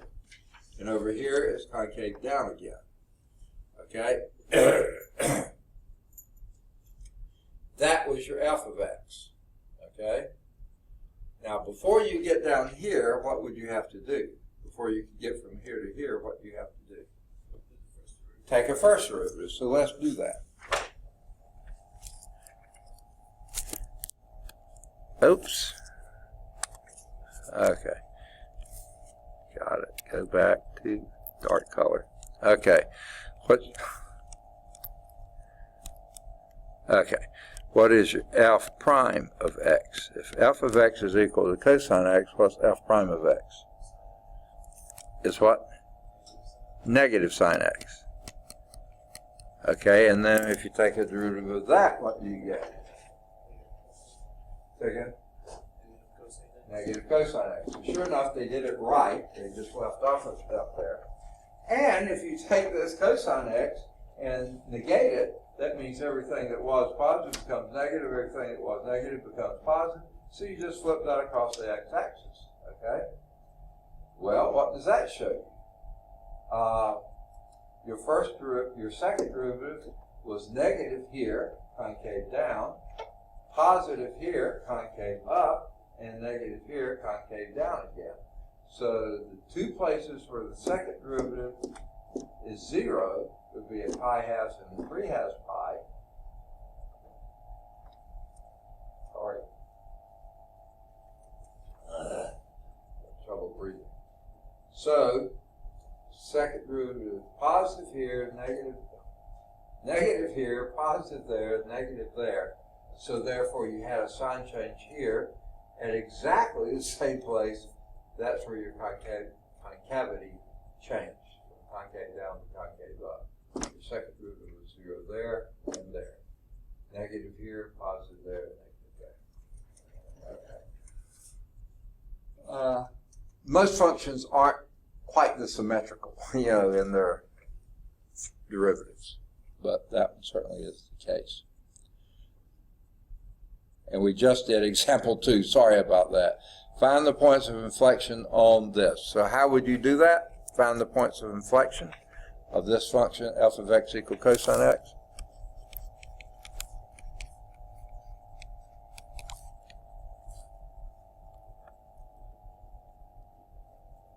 And this time they put a bracket around it, 0 to 2 pi. It really doesn't matter much whether you put parentheses or brackets. If you're talking about an interval, it's not going to make a huge amount of difference. Goodness, my eyes are hurting. And you've already done the work here to get, they asked for points of inflection. What's going to be true about a point of inflection?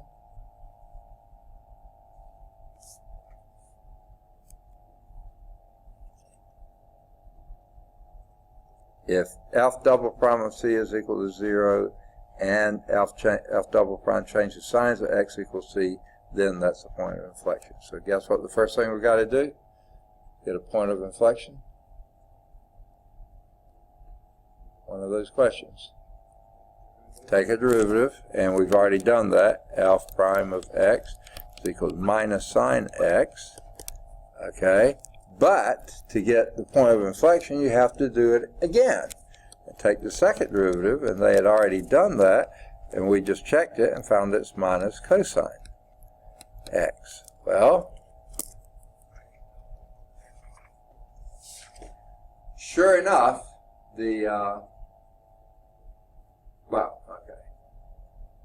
that gave us what we just saw here. And what is a point of inflection? Where the second derivative is what?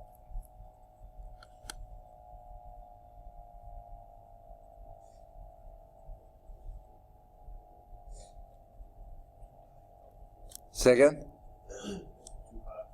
No, equals 0. Where the second derivative is equal to 0. Now, what values make that true? Where is it true that minus cosine x is equal to 0? Guess what? It's the same place where cosine x equals minus 0. Well, that's the same thing. So where is cosine x equals 0? Is that pi halves? X equal pi halves. Is that the only thing between 0 and 2 pi?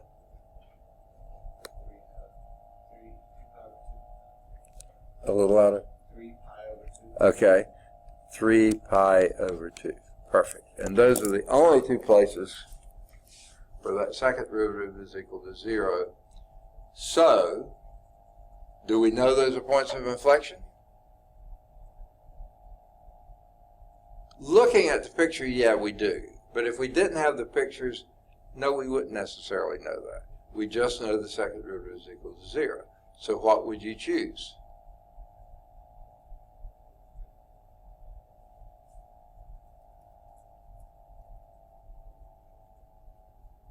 Some points. Yeah, either side. So give me a good point to the left of pi halves.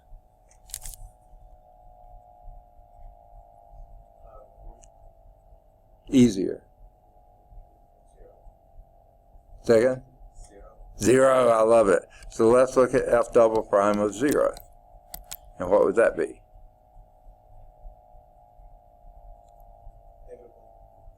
-1. Okay, because cosine of 0 is 1, and negative cosine of 0 would be -1. So to the left of pi halves, you have a negative second derivative. How about to the right of pi halves? Pick some value to the right of pi halves. Pi, I love pi. Okay. And what's that equal to? Okay. Yeah, because cosine of pi is -1, but minus of minus is 1. So what can that tell you?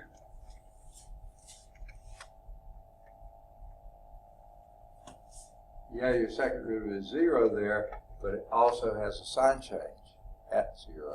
So that means it is a point of inflection. See it? Okay.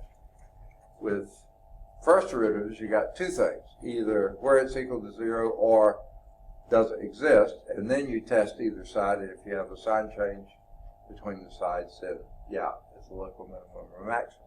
Here, second derivative, all you're interested in are the zeros of the second derivative, and if you have a sign change, it is a point of inflection. If not, it's not. Okay. All right, that gives you your first point. How about your second point? 3 halves pi. You've already chosen something to the left of 3 halves pi. That one. Let's do something to the right of 3 halves pi.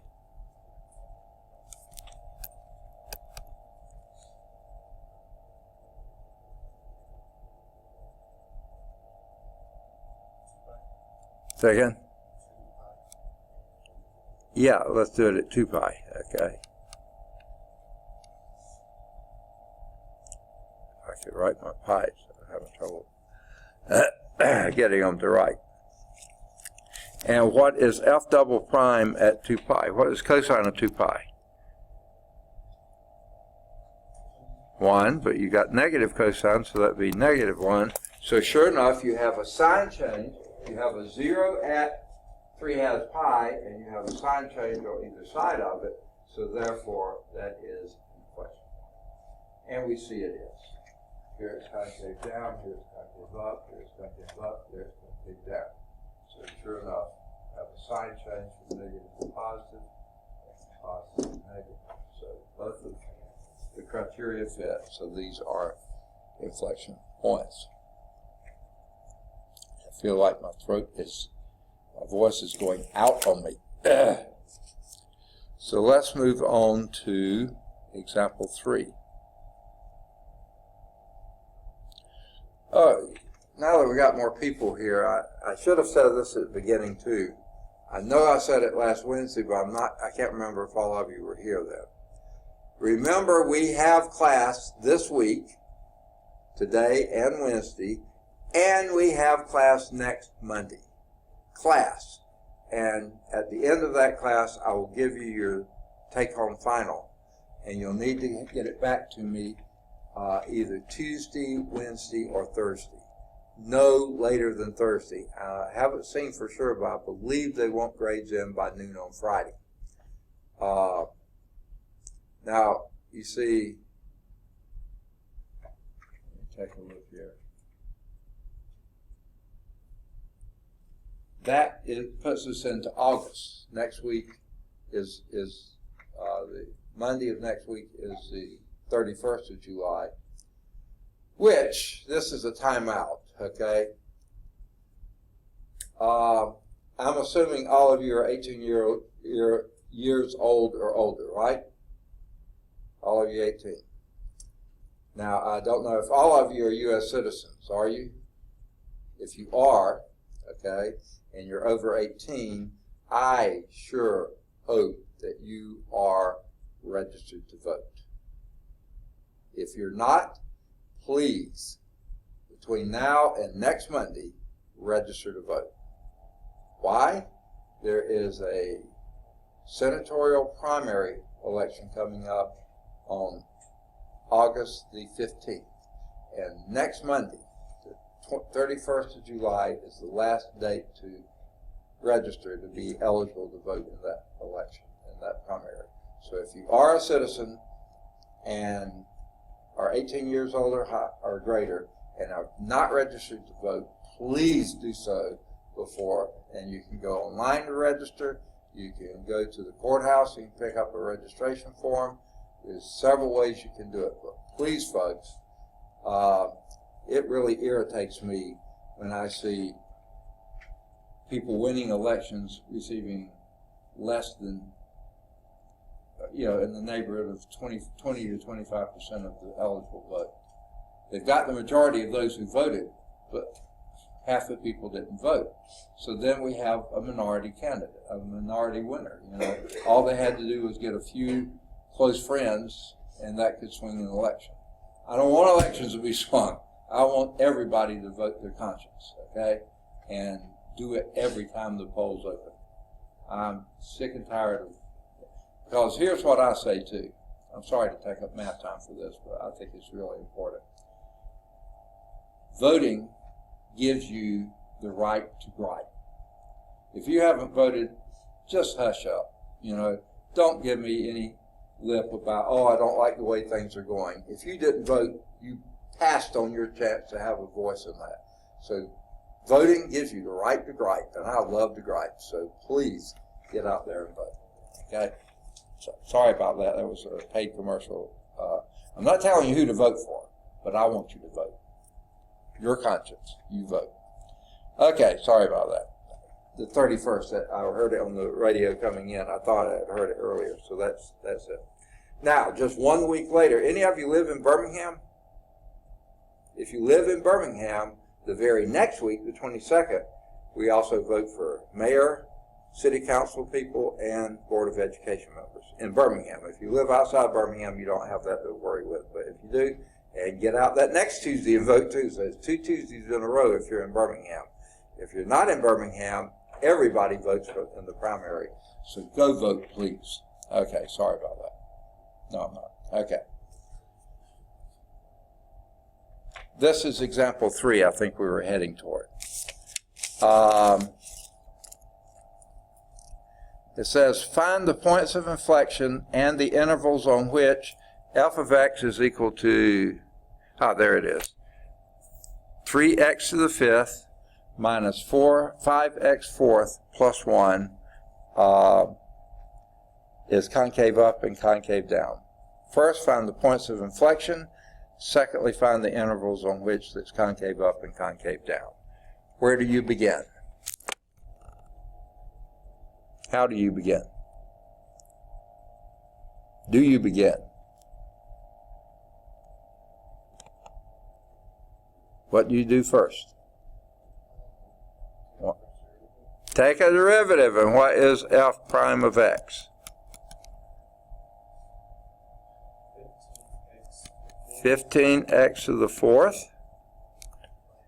minus 20x cubed. Anything else? That's it.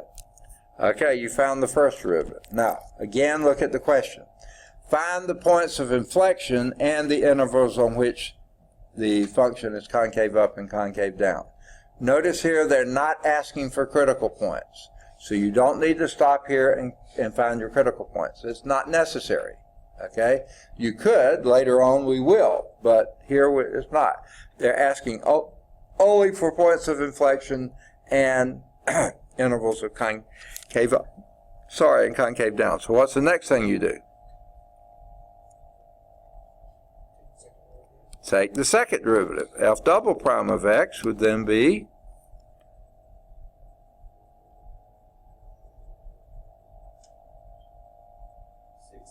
60x cubed minus 60x squared. Okay? Now what do we do with that?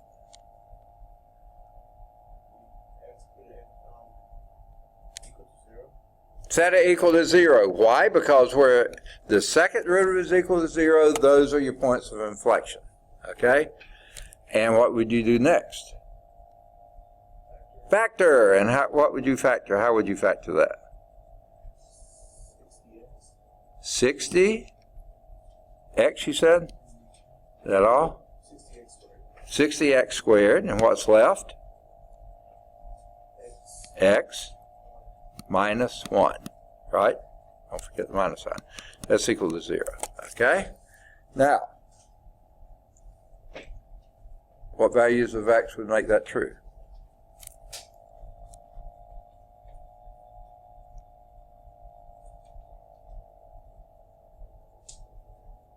Number 1, 60 can never equal 0, so you can divide that out. Psst, gone. where is x squared equal to 0?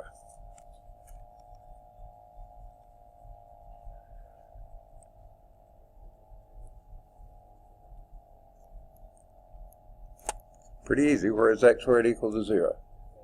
At x equals 0. Yeah, sure enough. Actually, that's a double root there. X equals 0, my brother x equals 0. Okay? And then the next one is x equal 1.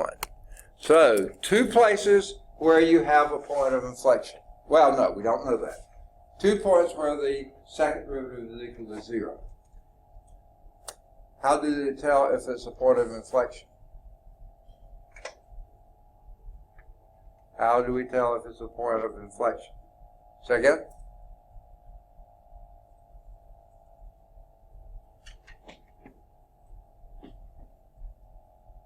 How do we tell if these are points of inflection?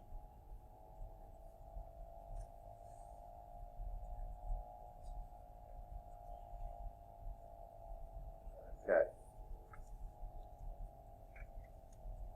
Help me out here, somebody. I'm old and forgetful. I need help, lots of help. How do we tell if these are points of inflection? Oh yeah, let's look to the left, look to the right, stand up, sit down, fight. Okay, good. All right. What value you want to the left of 0? Negative 1. Sounds like a capital 1. And where do we plug that negative 1? Yeah, let's plug it in here. And since all we're interested in is the sign, we can still forget about the 60. So if you put a negative 1 here, what does that become? Positive 1. Negative 1 here becomes a negative 2. So positive 1 times negative 2 will be a negative. Who cares what value it is? It comes out being negative. So the left here, so f double prime of negative 1 is negative. Okay? Now, we also need something where? Of 0, but you can't go as far as 1, so second? You can go over there and do f of 2, f double prime of 2. You're jumping a little ahead, but that's perfectly fine. You're going to have to do it sometime. What do you get that one?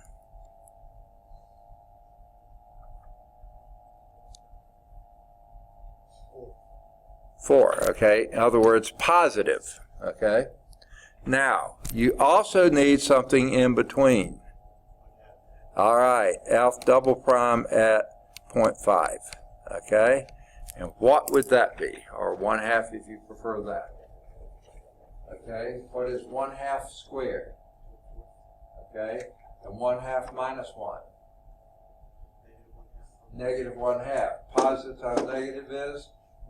Negative. So this is also negative. So at the left here is negative, in between is negative, but to the right is positive. So what does that tell you? Have you got a point of inflection between these two?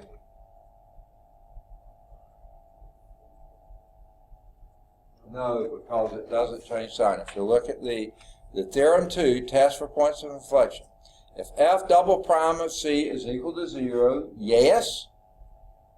Or f double prime, oh, they did say that, does not exist. I thought they had left that out, but they do have it in there now. Okay? And f double prime changes signs at x equals c. This one doesn't. Then it has a point of inflection at x equals c. That is not a point of inflection at x equals 0 because it doesn't change sign. Sure, it has a second derivative of 0 there, but it doesn't change sign. So it's not a point of inflection. However, x equal 1 is a point of inflection. It has a derivative of 0 and it changes, the second derivative changes sign. Okay? So, when you look at the graph, it looks pretty obvious. That's concave down everywhere in there, even at x equals 0. but it's concave down here, concave up there, so that is a point of inflection there. So even though it has, this is something to the fifth power here, you only have one point of inflection. Okay? Make sense? If you want to do graphing your second derivative, you can do that. But you see here, sure enough, you have a zero there, but it doesn't change sign. Here you have a zero of the second derivative, but it does change signs naturally. So therefore, that is a point of inflection. Okay, any questions on that?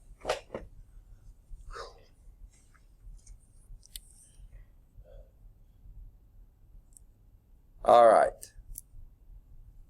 And because the second derivative was negative here, it's concave down here, concave down there, so it's not a point of inflection here, concave down here, concave up there, so this would be your point of inflection.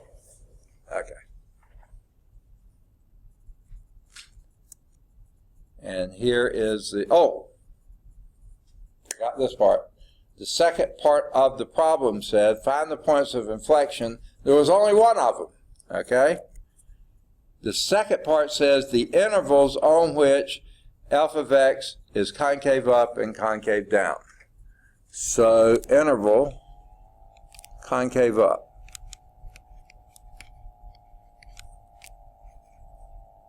Give me the interval.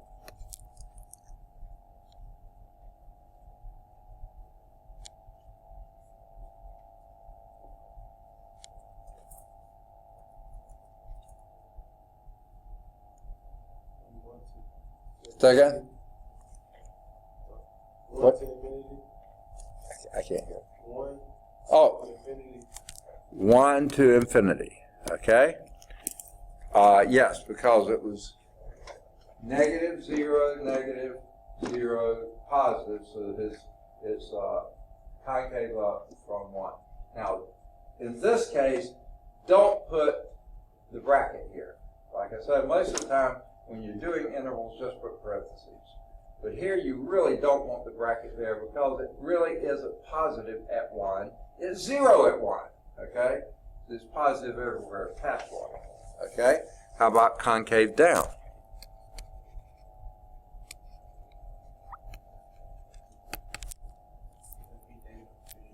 Negative infinity to 1. Normally you would expect with function with x to the fifth, I would expect a lot more twisting and turning going on. This one only has 1. It's concave down here, 0 there, concave down there, so therefore we count it. Even though technically at 0 it's not, but we'll still throw that in there. It's concave down everywhere. Because it is, it's turning south. Okay? So that's your concave down. Negative infinity to 1. Only one point of inflection. Okay?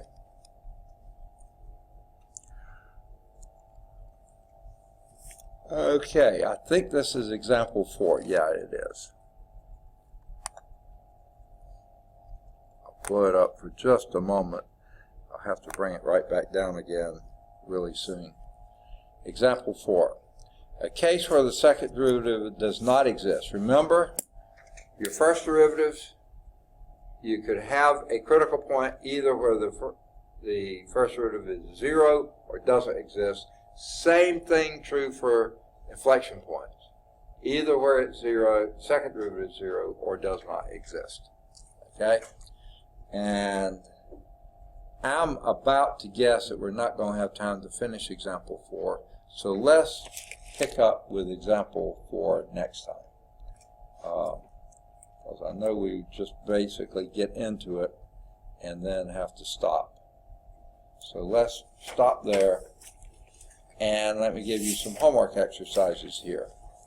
4.4, you can do number 1.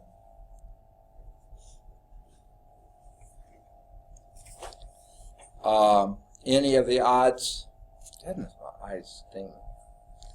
Any of the odds 3 through 17.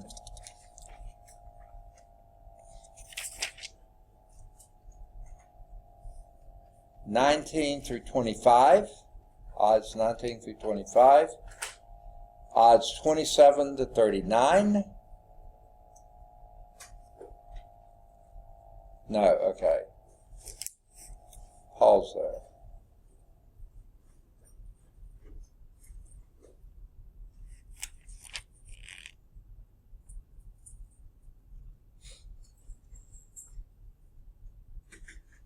Yeah, I think let's just stop at 25 probably, and we'll pick up the rest of those later. All right, good deal. Any questions? Let's see, where did we start today? We started in 4.3, didn't we? Yeah, okay, so 4.3 and 4.4.